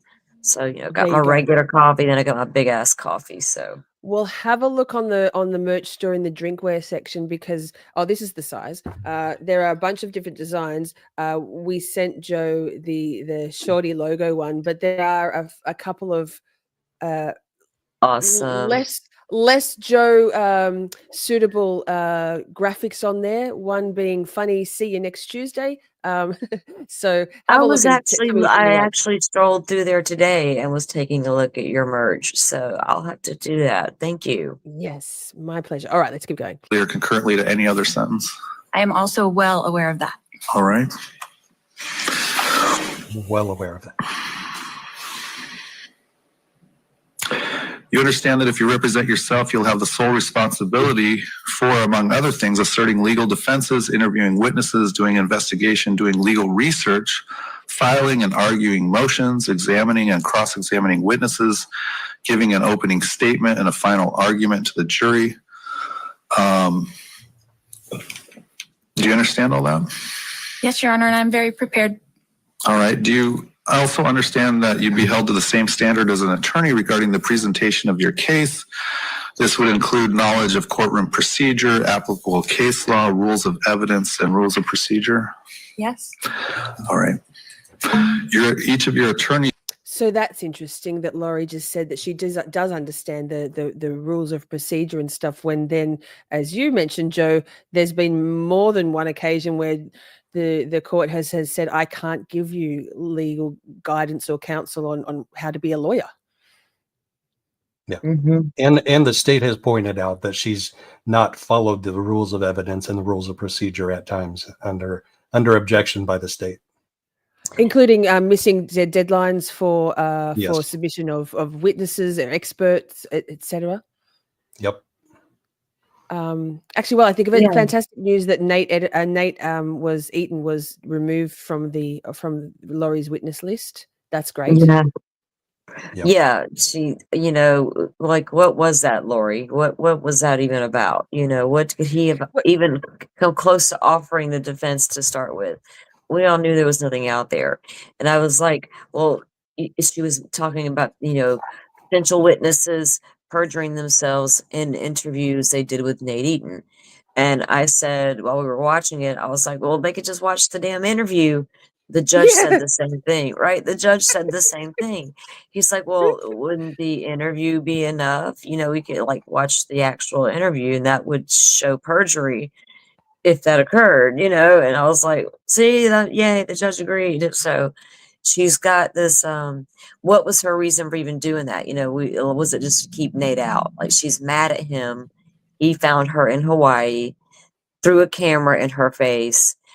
Like she hates, we all know she likes the camera, but she probably would prefer it, albeit different circumstances. But anyway, she's been mad at him for a long, long time, right?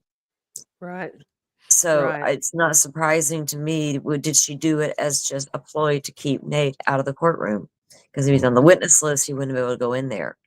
By the way, Nate is he's a really, really good guy. Like, he's very nice. He's very unassuming. He's open to talking to anybody that talks to him.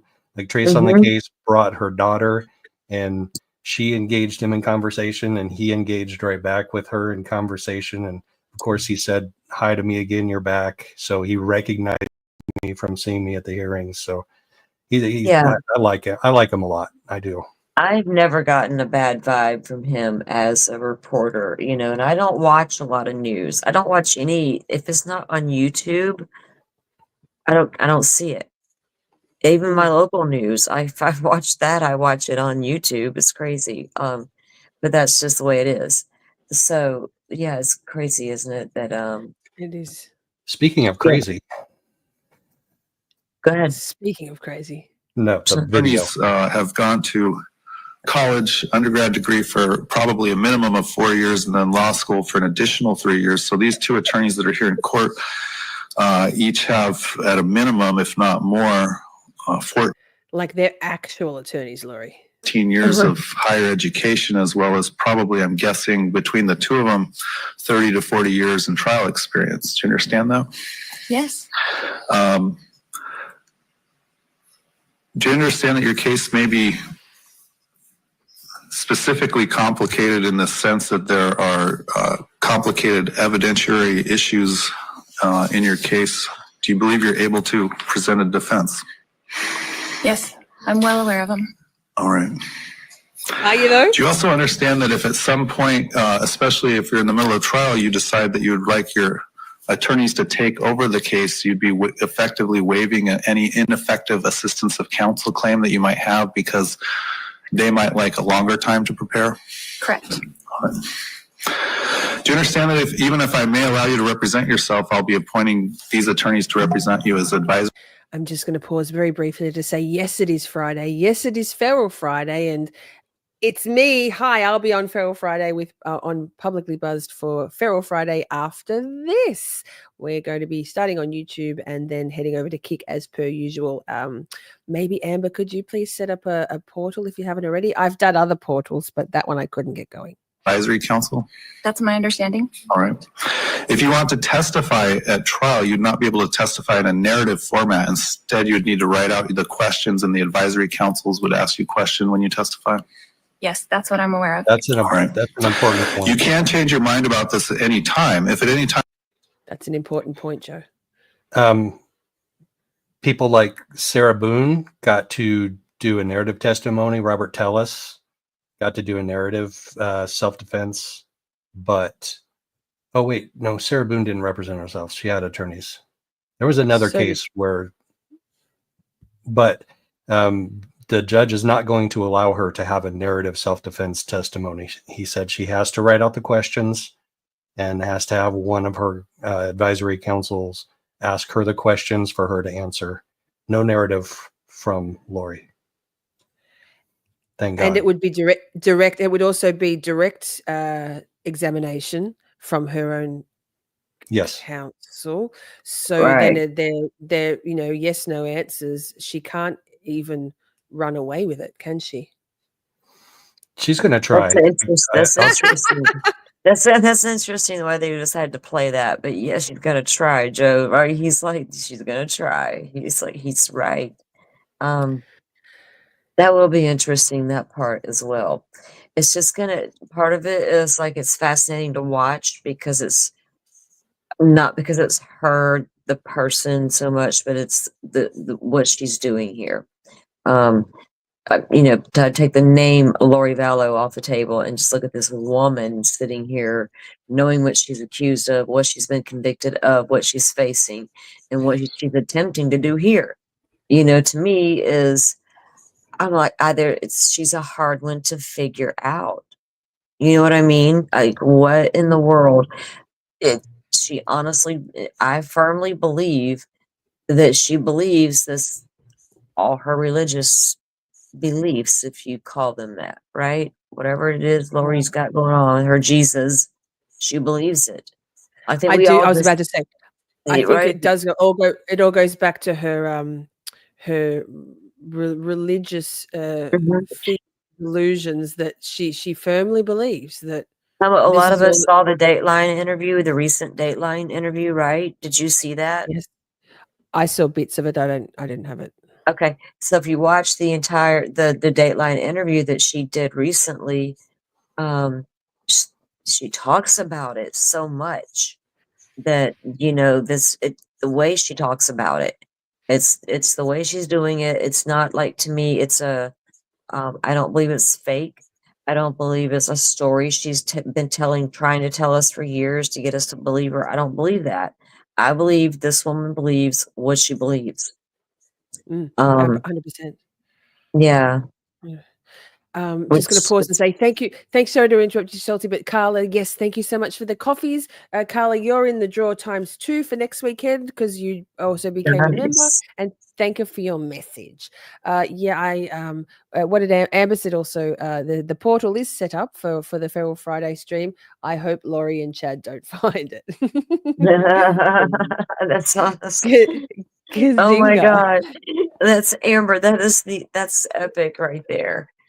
And also, Shelly says, Mr. Pokes is over here asking how she's going to question herself. Imagine, so Lori, tell me about the 144,000, and she's like, "Oh my God, glad you asked." Oh shit! Oh man. All right, yeah, don't tell. Anytime you want to be represented by your advisory council. Over. Right. Crazy. So it'll be very theoretically. I mean, I expect there'll be a lot of objections from the prosecution for that testimony. Has she said she's certainly going to testify? Has Lori confirmed that? Or No, we don't know yet? no. In fact, her last question to the jurors, to the prospective jurors, was the prospective jurors was, if I choose not to testify, will you feel more inclined to find me guilty if I don't testify? So she hasn't decided yet.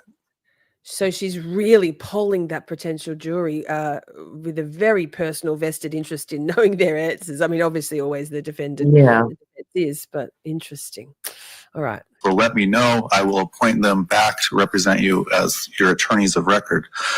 But once you make the choice to have the lawyer represent you again, I wouldn't allow you to switch back and forth. Do you understand that as well? Correct. You also understand that if you ask your advisory counsel to take the case back over in full, you wouldn't be able to repeat anything that had already happened in the case or do over. Correct. All right. Because you'll be acting as your own attorney, you'd be expected to appear for every court hearing and every day of trial. If you do not appear for hearings or trial without good cause, I could consider your non-appearance to be an indication that you want to withdraw your right to represent yourself, and I would order your advisory counsel to become your attorney. Do you understand that as well? Sure.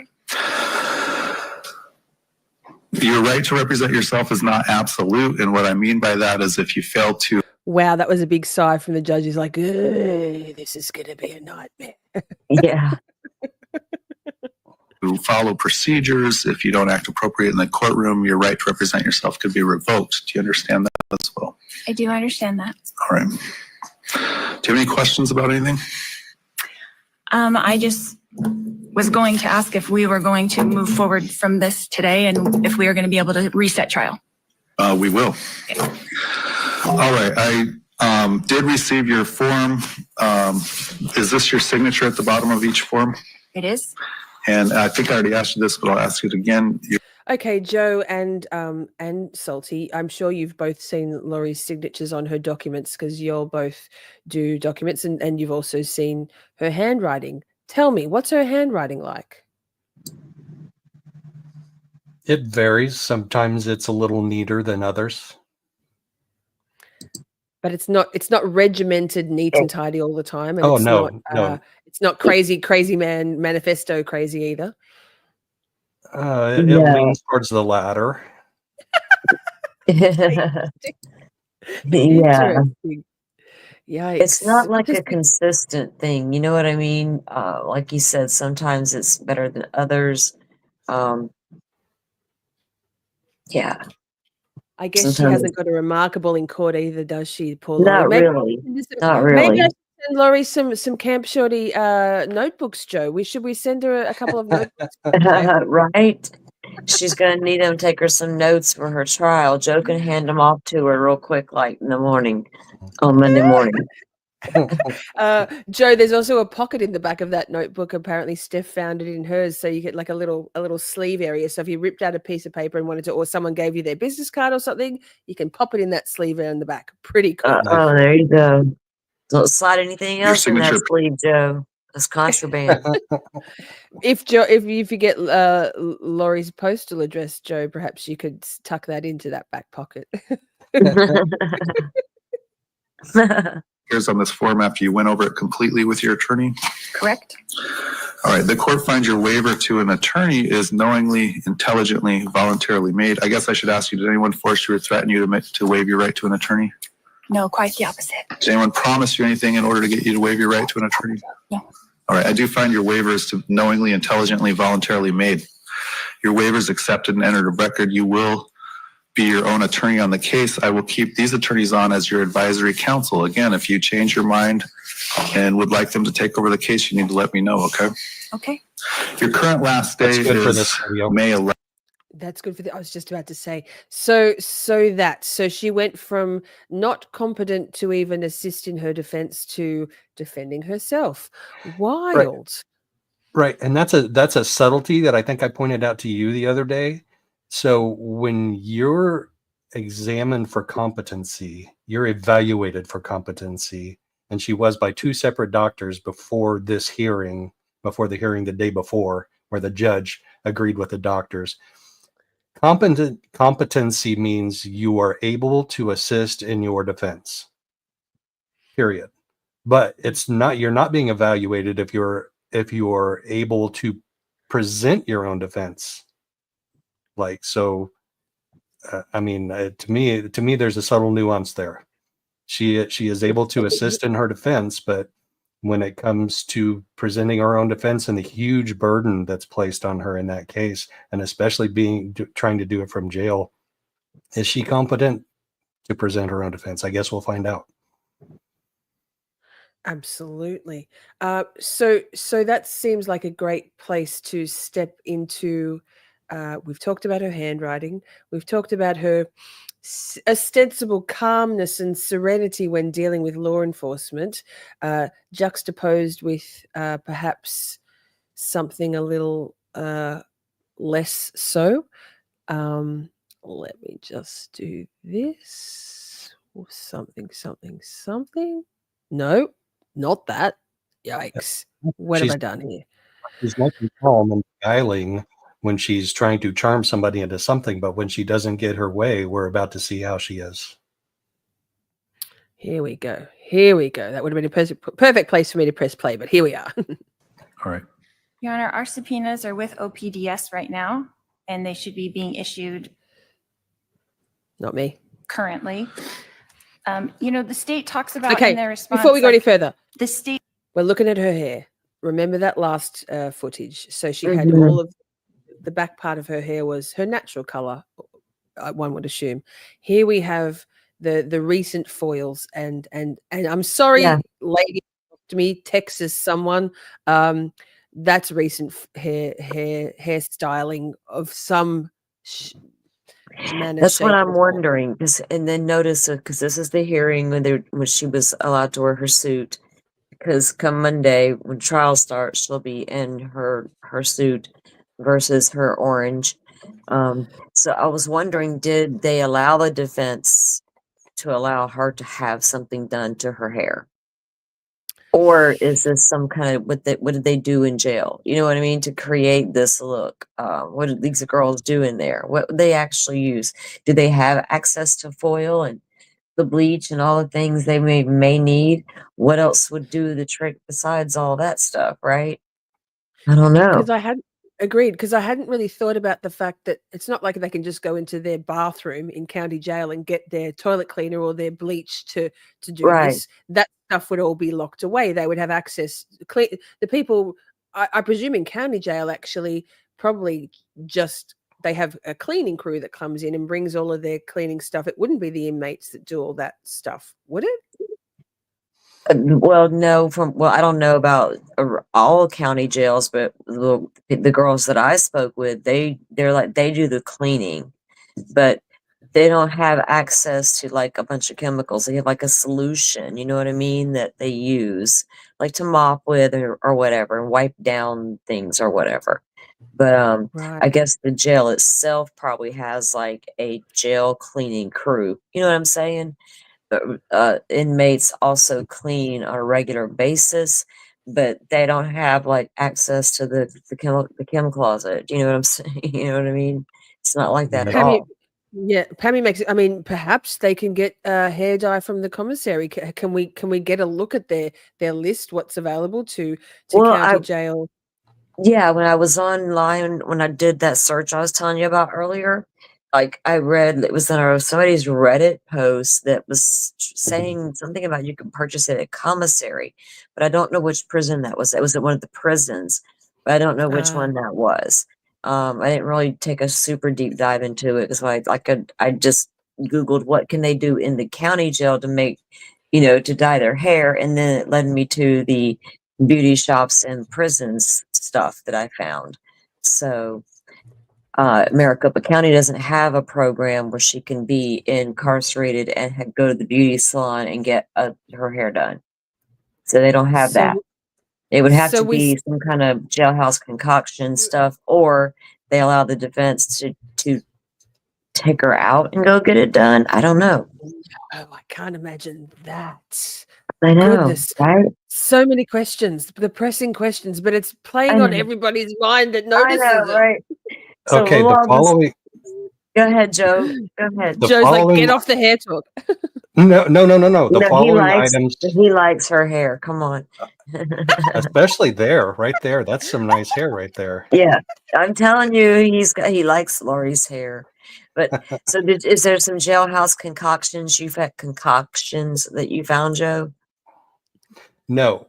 In Okay. Maricopa County jails, inmates can purchase the following items: hygiene products, toothpaste, shampoo, soap, etc., food and snacks, candy bars and other snacks, stationery, clothing, and then nothing under personal items and reading glasses. How funds are deposited, family and friends, touch pay systems. I don't see anything about like hair care products except, shampoo and conditioner, etc.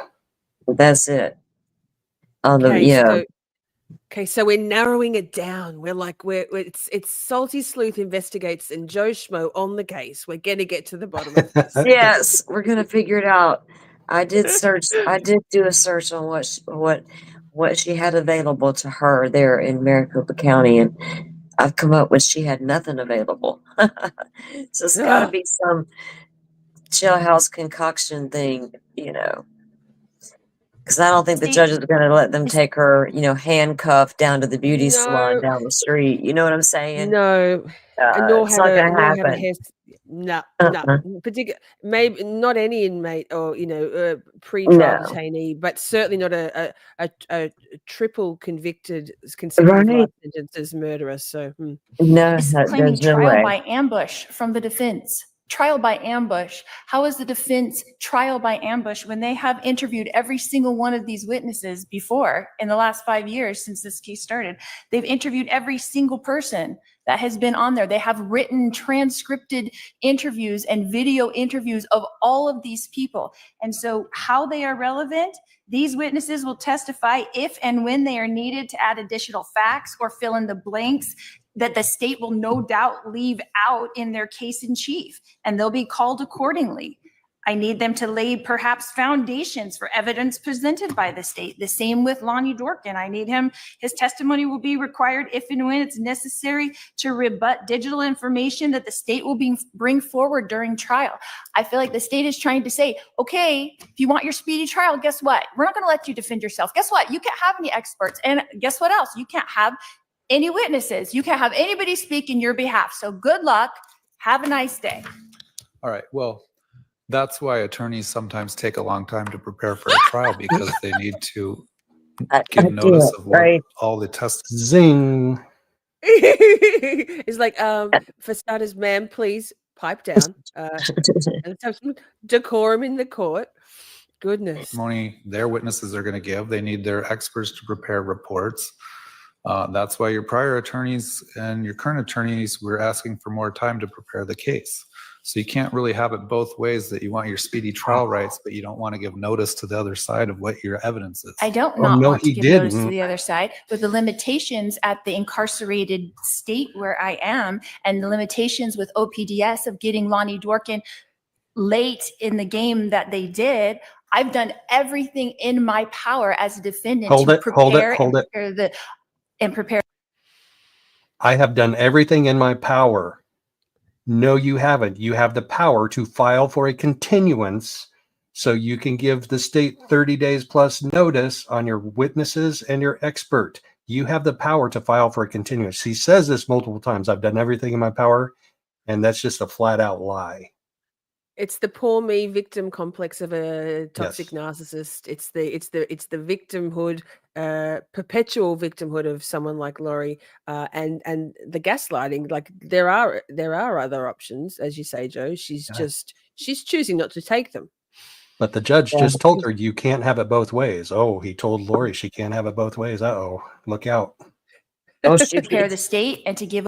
Sorry, Salty, go.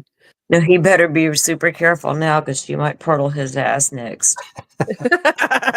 Over everything that I could do within my power, with the limitations that I am an incarcerated person at this maximum security prison jail. So when you say, and I shouldn't be able to represent myself because of that fact, that negates my constitutional right. I didn't say that. All right. I said that sometimes there are reasons to not go forward to trial as fast as you want. All right. So when you say things like they're going to fill in the blanks, that makes it really hard to assess what their relevant information is. They have relevant information to a lot of factors that I got in the 404B information. For example, the life insurance. My father is a life insurance salesman. He worked with Charles on getting both life insurance policies, my $2 million policy and Charles' $1 million policy. He also tried to sell my insurance policy after Charles passed away. He also told me to go to call the insurance policy and said how to do that, how to call them when you're the beneficiary. I didn't know how to do any of those things. He has relevant information to that. My sister has relevant information to my brother, Alex Cox, and the whole situation of what happened on July 11th. These people have relevant information to the state's case, what they're accusing me of. There's very relevant information from a lot of these witnesses. So what I'm struggling with is you just saying that it's relevant doesn't actually make it relevant. It may be relevant. I'm trying to find out the relevancy. What you said about your father being an insurance salesman and selling policies, that sounds relevant. It could be relevant to me. Who's your father? I don't know who your father is. Barry Cox. All right, Barry Cox. It sounds like even from what you're saying, though, you're not, depending on what the state produces at trial, you're not sure that these witnesses would have relevant information. It just depends, is what it sounds like. Whatever they put up in their case in chief, am I not allowed to try to defend myself against that?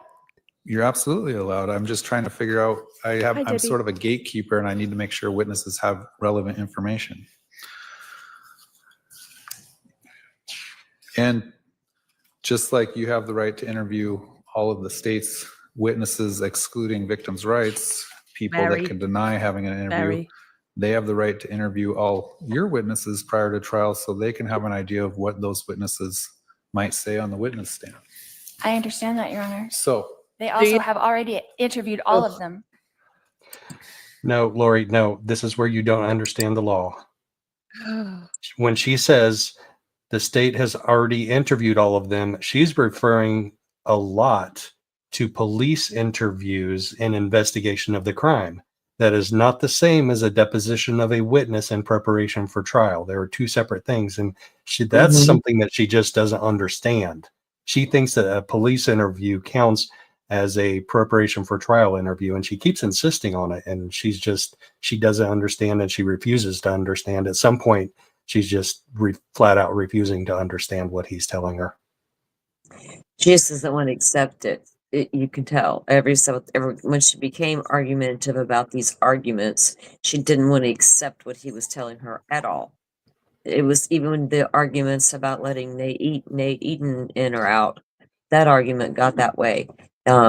It's how she even thinks her arguments will stick all the way. You know, she does. Her case laws aren't there to back it up. You know what I mean? Things like that you would normally have.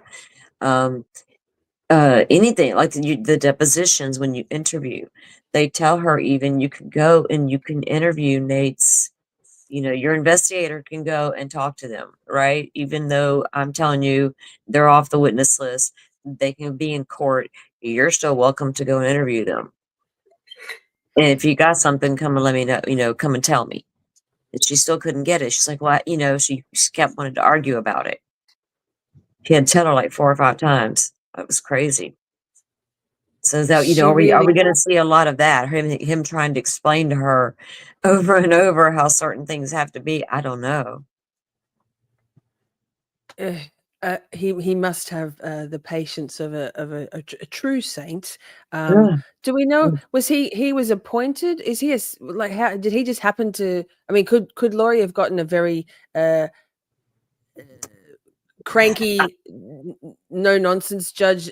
Alternatively, is it luck of the draw? Absolutely. She got really lucky with Judge Brasky. I think right. I don't think he was a special appointed attorney or anything like that.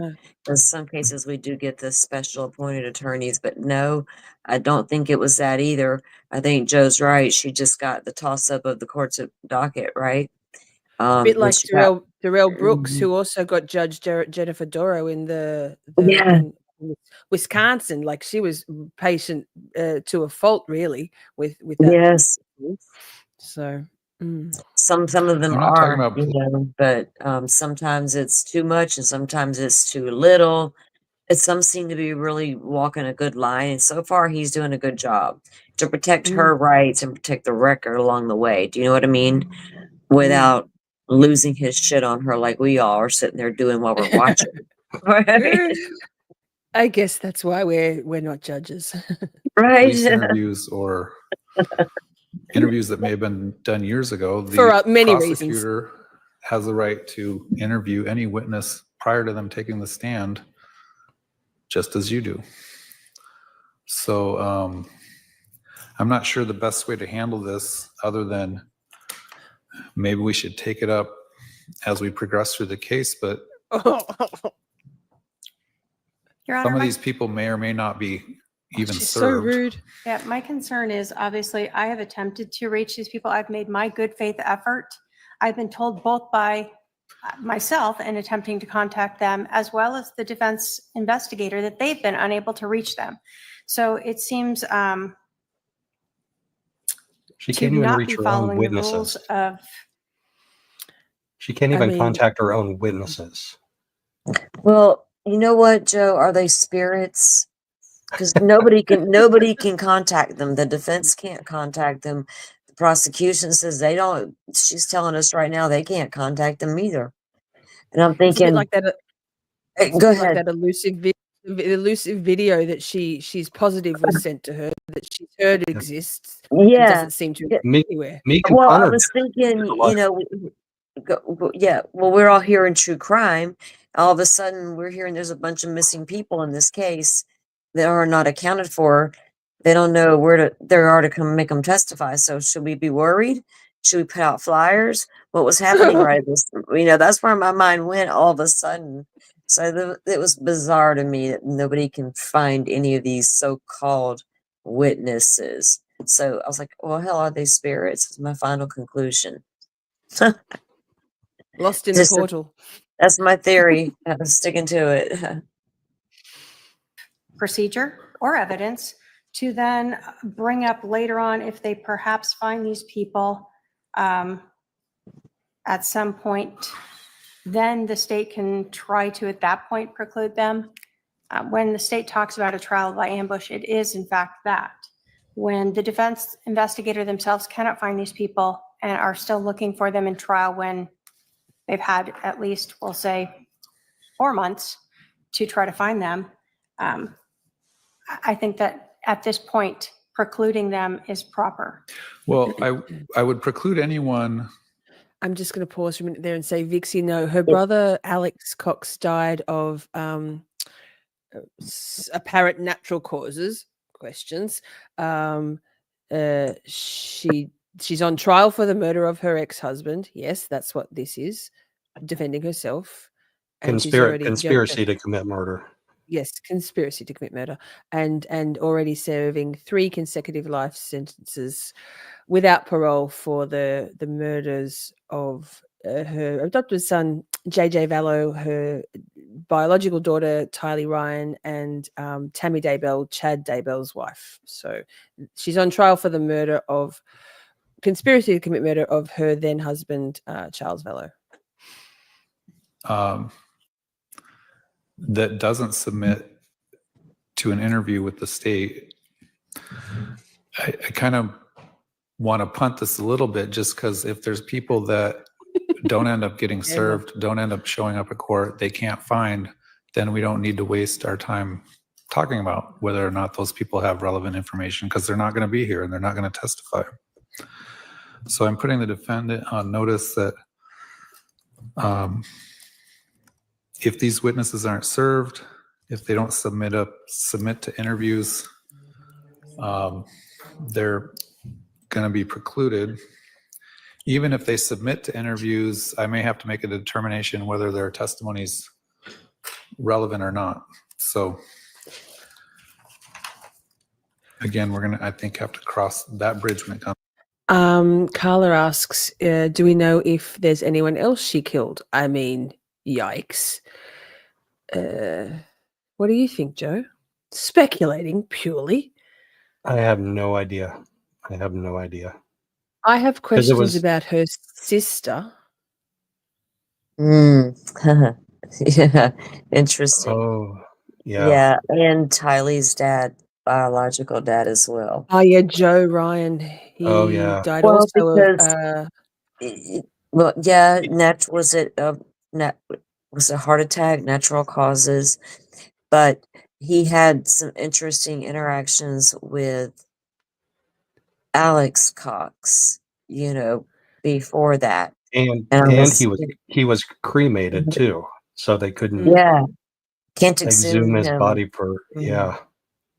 So it made it made just a lot of us wonder, because remember she originally started there because she was making accusations against him about Tylee and her older son, that he was doing things to them, right? Essay, but never was proven anything like that, and in fact her son says that didn't happen at all. And he was old enough to remember. So, yeah. And then the next thing you know, unfortunately, that gentleman's no longer alive either, or he was the first one. But at that time, did anybody have her on their radar for anything at that point? No. Apparently not. It's an extreme escalation to go from nobody at all to dismembering. Trigger warning, dismembering your biological daughter as your as your first victim, albeit in concert with others. Chad Daybell. Yeah. Yeah. Were you so far gone that you just believed what was the teachings that she was listening to and taking in? But like Melanie said, of course she's over there like, I didn't believe it 100%. Well, apparently Lori did. That's all I know right now, The state did say that they concede that some of the witnesses, Adam Cox, Janice Cox, Summer Shiflett, may have some minimally relevant information. The rest of these, I think we're gonna have to take up maybe on a piecemeal basis, but I don't want to, it's not gonna be a situation where you're ready to call them in as a witness the morning of, and then the state they haven't been presented to the state for an interview prior to that. So keep that in mind when coordinating with your investigator if he gets them served. Horrific and depraved, I would say. These particularly, all of them. I mean, there's some questions around. I think Kresha has some inkling that JJ's death and Tylee's also murder were ritualistic in nature. Am I right? You are correct. Yes.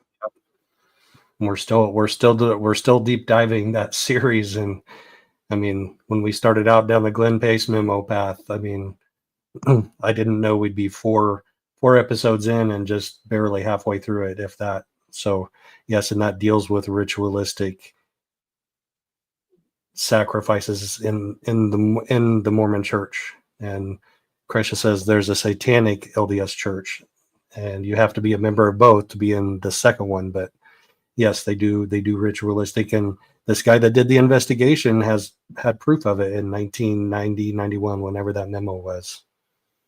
It's very disturbing stuff. So chat and replay crew, if you'd like to know more about that, like to know isn't probably the right verbiage there, but if you're interested to delve a little deeper, check out Joe's series with Kresha Woodcock, who is Charles Vallow, the victim of this particular trial, his niece, daughter of Kay and Larry Woodcock. Amazing series, Joe. And they're actually going to be called at trial. They need to submit to an interview in advance of their testimony. Your Honor, I understand that, and I am limited in what I can do. If I could call these people myself, they would answer my call probably, and I could have this discussion with them, but I'm going through the limitations that I have at the jail through my paralegal who's working overtime and my investigator who's working overtime to try to do everything to help me prepare for trial, as they have other clients as well that they have to do things in a timely manner for. So we are doing the best that we can. Okay. The royal we. All right. If you have an attorney in Idaho that is working on an appeal, it appears that the information that was turned over by the jail was some pretty innocuous messages about trying to set up the legal line to talk to you on a confidential line. And really that's about it. So how does this arise to some sort of nefarious interception of things? Because it was put on a public chat system that the jail uses. You know it's not confidential, and you're told it's not confidential. And then even if I look at the substance of the messages, there's really nothing in the messages that would arise to some sort of confidential communication, just trying to set up a meeting and get the unrecorded legal line set up. Who's saying that they're not confidential? Well, the Who's jail, telling me that they're not confidential? your own attorney, it looks like. That's Here's the so message. funny. That's- I see that they came and got you. I'm working on getting a confidential attorney line set up. The implication being that this message is not confidential. So who's she talking to? Does he mean, was that him saying like your attorney as in you, Lori? Or was No, that him talking about That's the her. That's her Idaho appeals attorney. That's what I thought first when you said that. But she's going to start talking about IP addresses, and I don't think she understands how IP addresses work. But it's a little technically complicated for her, and the judge doesn't get in anywhere trying to explain it to her. She just doesn't want to listen or understand. When he finally has enough and he needs to make his point, he makes it, and I laugh out loud each and every time. That's crazy. Next one, again, just checking in. Hope things are getting a little better for you. I'm still working on getting a legal line set up. The implication is that these are not confidential. Okay, so then he received a letter from MCSO that said your phone number is now confidential and arranged for privileged, confidential client privilege communications. So Phone from my no, it says this phone number is connected to that. So from my perspective, when I call someone on the tablet or when I text someone on the tablet, it goes to their phone number. So all the communications. I've just got it sped up to 1.15 because I'm mindful of the time. So we'll need to wrap it up in about 20 minutes is fine. So we're just she's talking a little more hectic than she would be. We're on normal speed. After the date of the exhibit that we put in our motion, when he got that letter from MCSO that now all of your things will be confidential.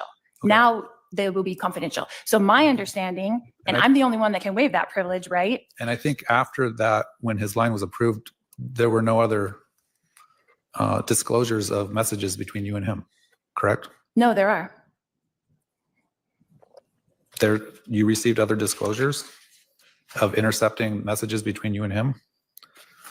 So those go up to the 24th of January? No, the only thing I saw was up to, I think, late December of 23. Okay, so there are confidential things that are in our communications because I was not aware that after he received that there were not.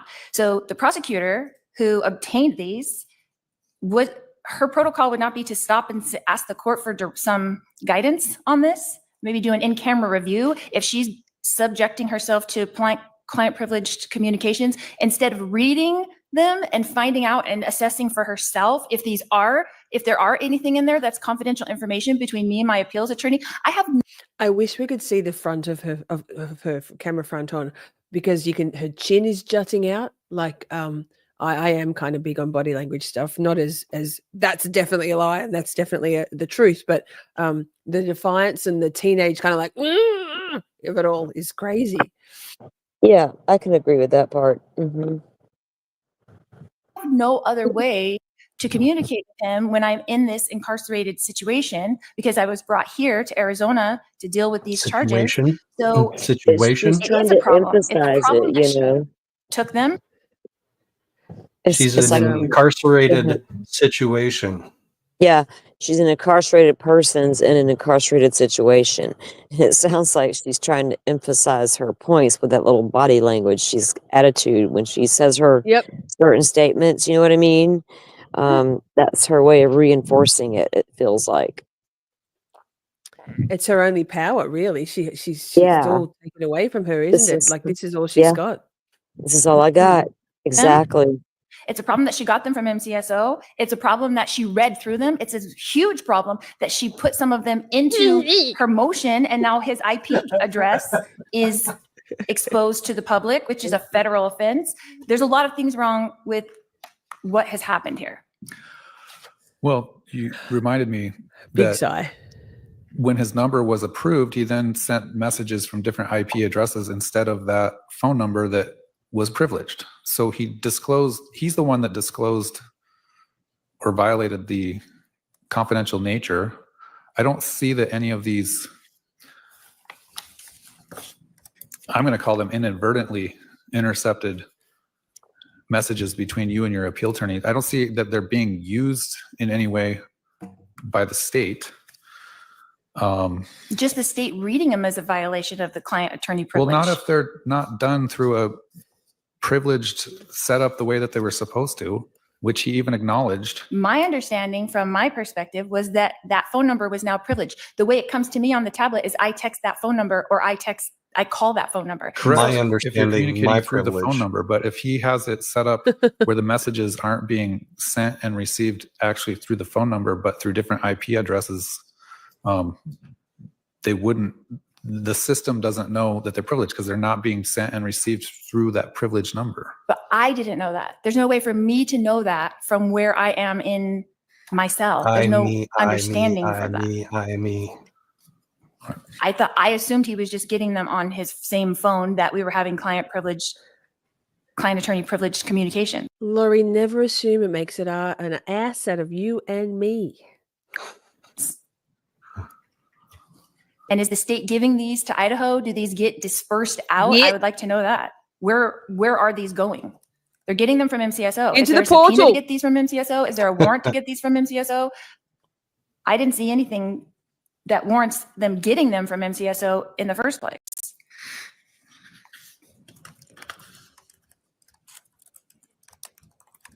Ooh, fast typing. All right, let me hear from the state. He's like, I think that the state's motion really covers the law under this. The defendant and her attorney were provided with information, whether or not she understood it or not. Her attorney understood that it was phone calls that were covered. So it's not just the defendant who is not complying with following the correct procedure to utilize the set up attorney-client privilege means to communicate. In this case, the state, obviously, I disclose those before I even look at them. I understand that they are statements by a defendant, and I believe that they are to be disclosed under Rule 15. And so before I even look at them, I send them to the defendant because I don't have the option of not providing them to her since they have been obtained. I think if you apply the case law in this, the defendant cannot meet her burden to show that there's any legal advice in these messages. There's no privilege in. Forrest makes a very good point. She's a pro at wearing people down, especially if they don't understand how she operates. That's what's scary about her. Yes, Forrest. Indeed. Also, while I think of it, Forrest, thank you so much for gifting out 5 memberships. We were deep in conversation when you did that. So thank you so much, sir. You are on the merch draw for next week. Nice. Thank you, Forrest. In them, the messages are asking to set up times to call and to speak. Are the three, I think it's 3 messages that you included in your response, are those all the messages? No, Your Honor, there are other messages, and we do say that tablet messages between Ms. Daybell and Mr. Jerem do not end on December 28th. They continue.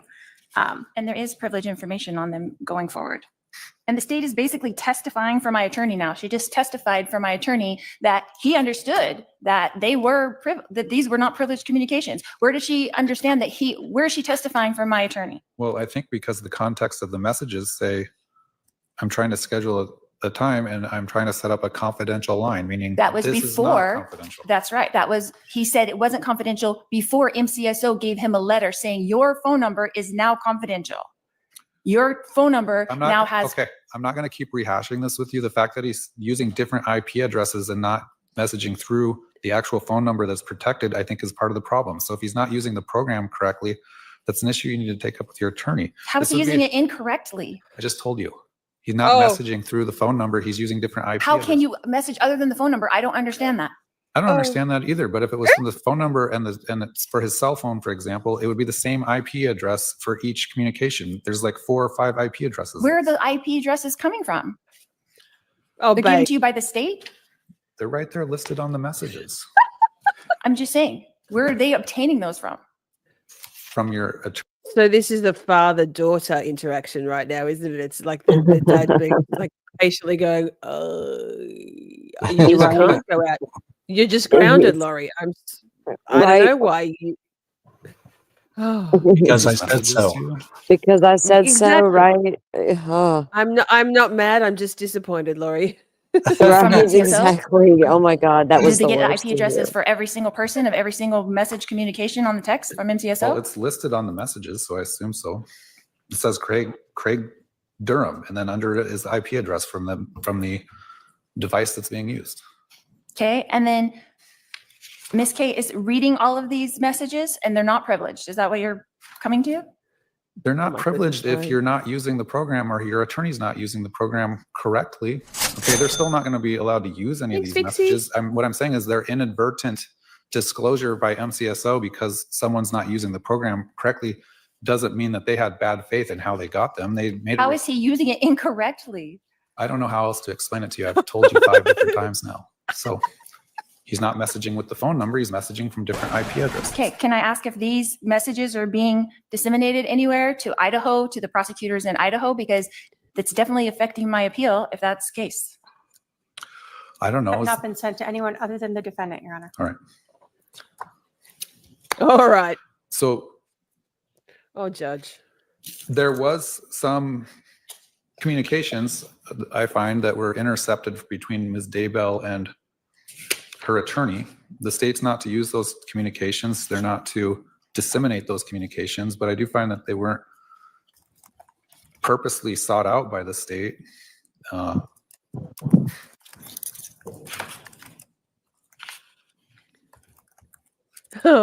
Butterfly, And right? that They need dismissal some isn't the holy appropriate water in sanction that if there is an courtroom. appropriate sanction. It's order denying the motion to dismiss for violation of confidential communication. I don't know. All right, then we have defendant's motion to dismiss for prosecutorial misconduct dated. Oh, this is good. March 21st. Let me get that.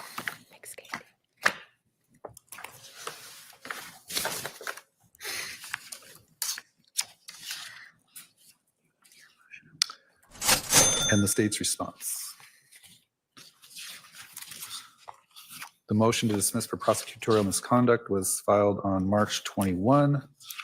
The response, I don't see a date on the response, but I do have the response. Did you get that response? Dimmy. Oh, jeez. Ms. Daybell, did you get that response? I did, Your Honor. All right.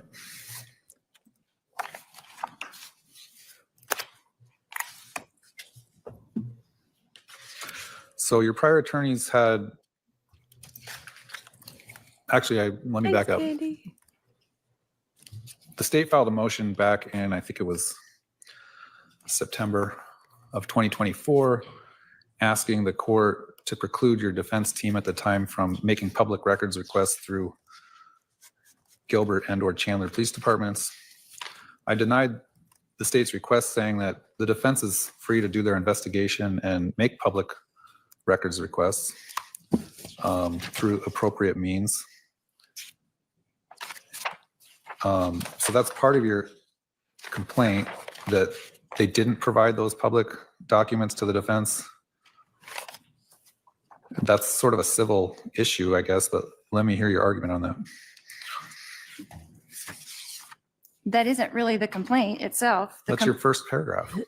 I know, but the complaint is that. So funny. I'd like to take each allegation and deal with them one at a time.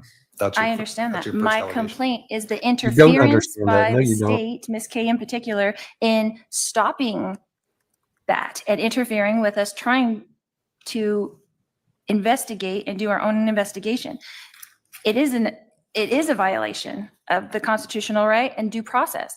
And she did do it, and she did do it purposefully. And then after she did it, and we weren't allowed to have anything from either of the police departments, then she filed her motion. And then later, the day that I was Rule 11, that is the day after when you said that you denied that motion. So I don't know what she did or what she said to Chandler and Gilbert to stop them from giving us any information. But as soon as we put in a request, we were cut off. No information. You can't have anything. That's when I was trying to, the big video that we're trying to get in Gilbert, Take a breath, Lori. that's what I was trying to request. I tried to request that myself because I would have my investigator go and explain what that was and why we didn't have it. And so we were precluded from doing all those things by the state. They should not be interfering with that. That's one of the reasons why everything has taken so long. We haven't been given things we've asked the state for. We haven't been given them. We tried to get them from Chandler and Gilbert. We can't get them from them.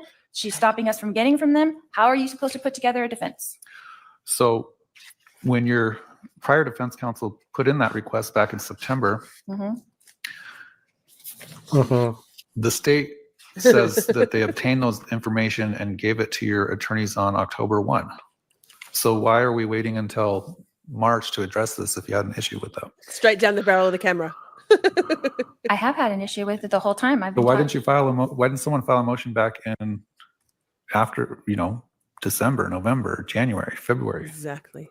saying they had an issue with this?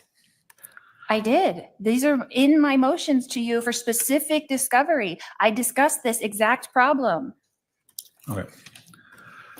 All Well, now right. you're saying it arises to prosecutorial misconduct. It is. Bold claims. This is the first I've been made aware of that, as far as I know, that the police department never honored the public records request. If they don't honor a public records request, there's a process to go through regarding that. Which is what? I'm not going to give you legal advice. All right. Your second allegation, the prosecutorial misconduct, we've already kind of dealt with, that she distributed the state distributed attorney-client privileged communication. We've discussed that. The next one is legal advice to defense witness Nate Eaton. We've somewhat discussed that, but I think their motion, the state says that they simply notified him that he would need to be served with a subpoena to have to appear in court. So how is that improper?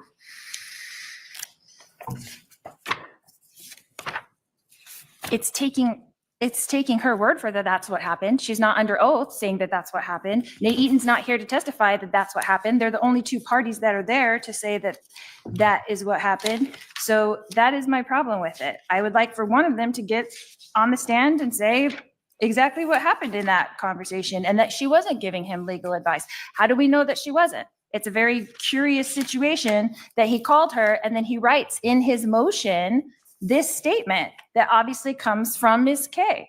She seems to be a clear attempt by Ms. Daybell to use the rules of criminal procedure as a pretext simply to keep me out of the courtroom and interfere with my ability.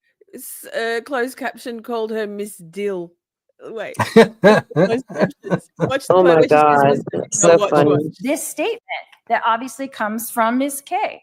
She seems to be a clear attempt by Ms. Daybell to use the rules of Miss Dil. Oh my God, that's too good. And that's out of her own mouth. That's out of her own mouth. That's up there with motions in lemonade. Oh. criminal procedure as a pretext simply to keep me out of the courtroom and interfere with my ability to report.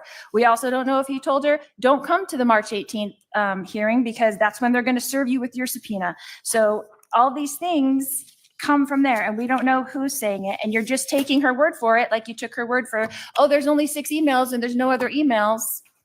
You're just taking her word for it as an officer of the court, and I think I'm- that she should have to be sworn in. Well, you want me to just take your word for he must have gotten these things from Miss K, okay? Just because his motion says he thinks that you're noticing him as a witness to keep him out of the courtroom. Boom. I don't know why you His motion take the was written jump by to his that attorney. is coming from Ms. K, as opposed to Sorry, Joe. His motion, Nate's motion, was written by and with his attorney, and he said that clearly. He has an attorney, obviously. His attorney didn't represent him in court, but he did help him write the motion, or he wrote it himself entirely. His attorney did. Yes. But she's assuming, oh, it's This legal is, language. They must be in cahoots. Hocus pocus. The whole world is against her. volition. He also hired an attorney that said the same thing.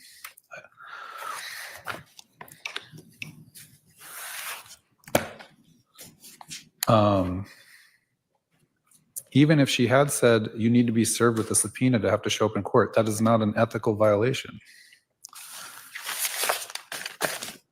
Well, giving legal advice is an ethical violation. Is that correct? Stating what the law is not an ethical violation. Ma'am. If she said, I don't think you should show up at court, even if you're subpoenaed or something like that, that could be an ethical violation, but we don't have that.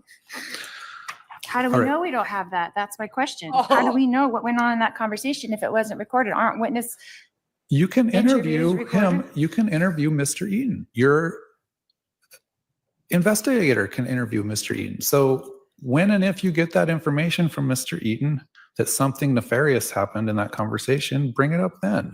But you're jumping to conclusions.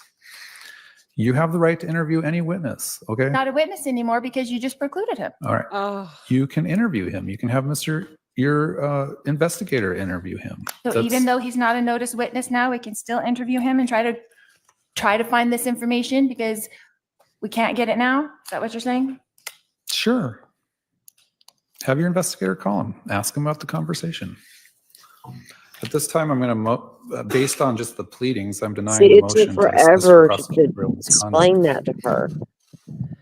ah, It just took way too long Is there a to Mr. try to Eaton get there. here appearing? wild. Wild. She, It's going to be a wild ride. Joe's going to be so entertained. Or, if that's even a word. I hate using that to describe a trial. Do you know what I mean?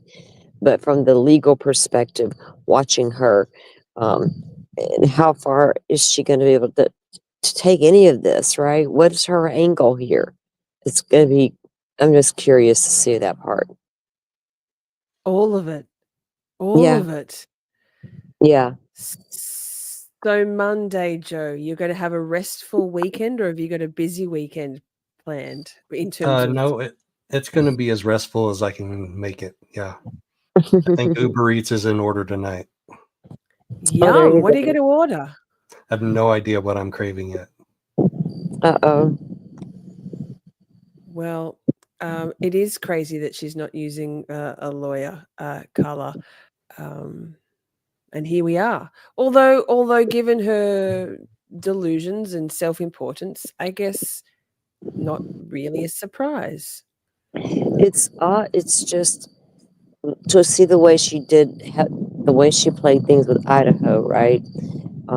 Even the 10 months of the evaluation and the getting better, and now you can stand trial. She didn't want cameras, so we got audio at the end of the day released, and then how we saw it turned out. She was convicted, and then she stands there and says, "Well, nobody was murdered here," and then she goes from all that to being here now, and I'm going to represent myself this time. It's like, really, I can do it better. I can do it better. Yeah, is that what? Yeah, exactly. Is that what she's thinking here? Because if that's her whole, I don't know if she's just truly believes God's got this, and I just need to go in here and just do my thing and be Lori, and to hell with everybody else, and I'm going to go say my shit on Dateline and screw y'all. Is that what we got here? You very well I think could, that is what we've got here. I do think that's what we've got here. And I think it all goes back to those religious feverish delusions that Mhm. progressed from that complete buy-in of the LDS Church, right, Joe, to where we are now with her her mental health, possibly her predisposition to mental health issues, given the seemingly crazy kind of family she comes from. Yeah. Seems all rather dysfunctional. We'll have to do this again, y'all. Absolutely. Yes. Well, thank you Absolutely. for having us. It's been great. Thank you. I My appreciate the absolute invitation. pleasure. My absolute pleasure. And then, Salty, I'm coming on your channel on Sunday morning, your time. Sunday morning, yes. You will be there. Joe is supposed to be there as well. So I want to do a little show because we know the trial starts on Monday, and I do plan to stream the trial. And Joe's going to be there, of course. And I think Keith has things planned for the evening of after the trial at the end of each day over there. So Sunday, I thought we would just hear a few more. We've been kind of going over this week while Joe's been there, handling the boots on the ground, if you will, for the jury selection, things of all that. We just been kind of reviewing the different interviews, right, and doing a little bit of backstory on how we got here with her now. And there's still a little more to review that I want to talk about on Sunday. So yeah, I'd love to have you there, and Joe as well, and just for Salty Sunday, because I'm usually on Sunday mornings anyway. So that will be Sunday's topic leading us into trial. So Thanks for hanging Amazing. out with And us, Shorties. yes, thank you, yes, Shorties. everyone, chat's been great. Great chat. Chat is always great. Chat is Bay around here. So if Yeah. you haven't already, chat, please make sure you're subscribed to Joe Schmo and to Salty Sleuth Investigates. I feel like we're going to have some sort of collaborative vibe going on moving forward, the three of us. So this is Yeah. exciting. I love it. I love it.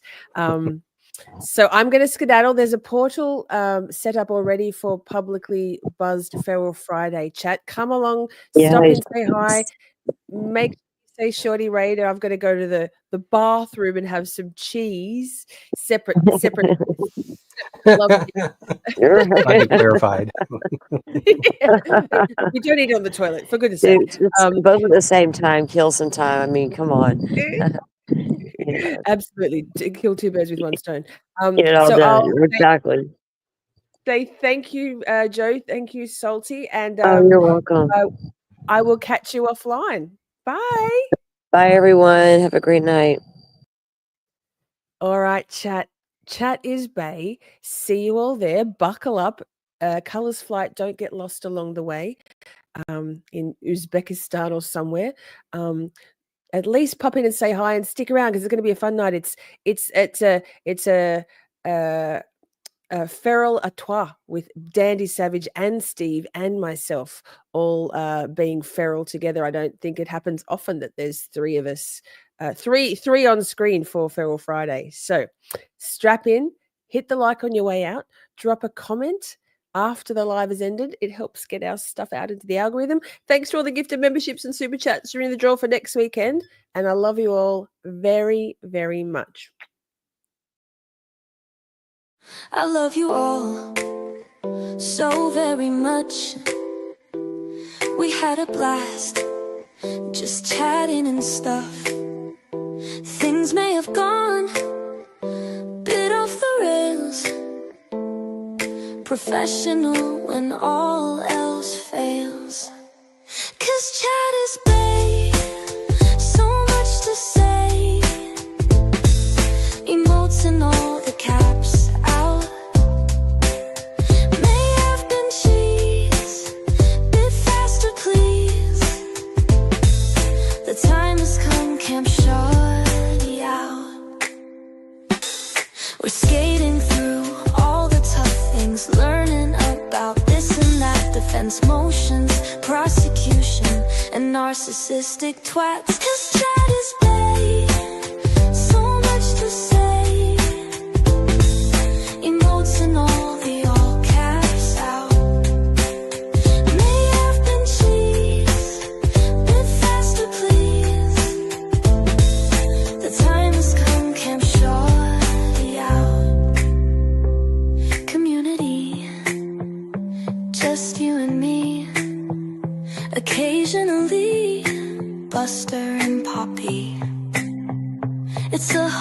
whole thing. Miss Shorty swing. Together we make each other happy. 'Cause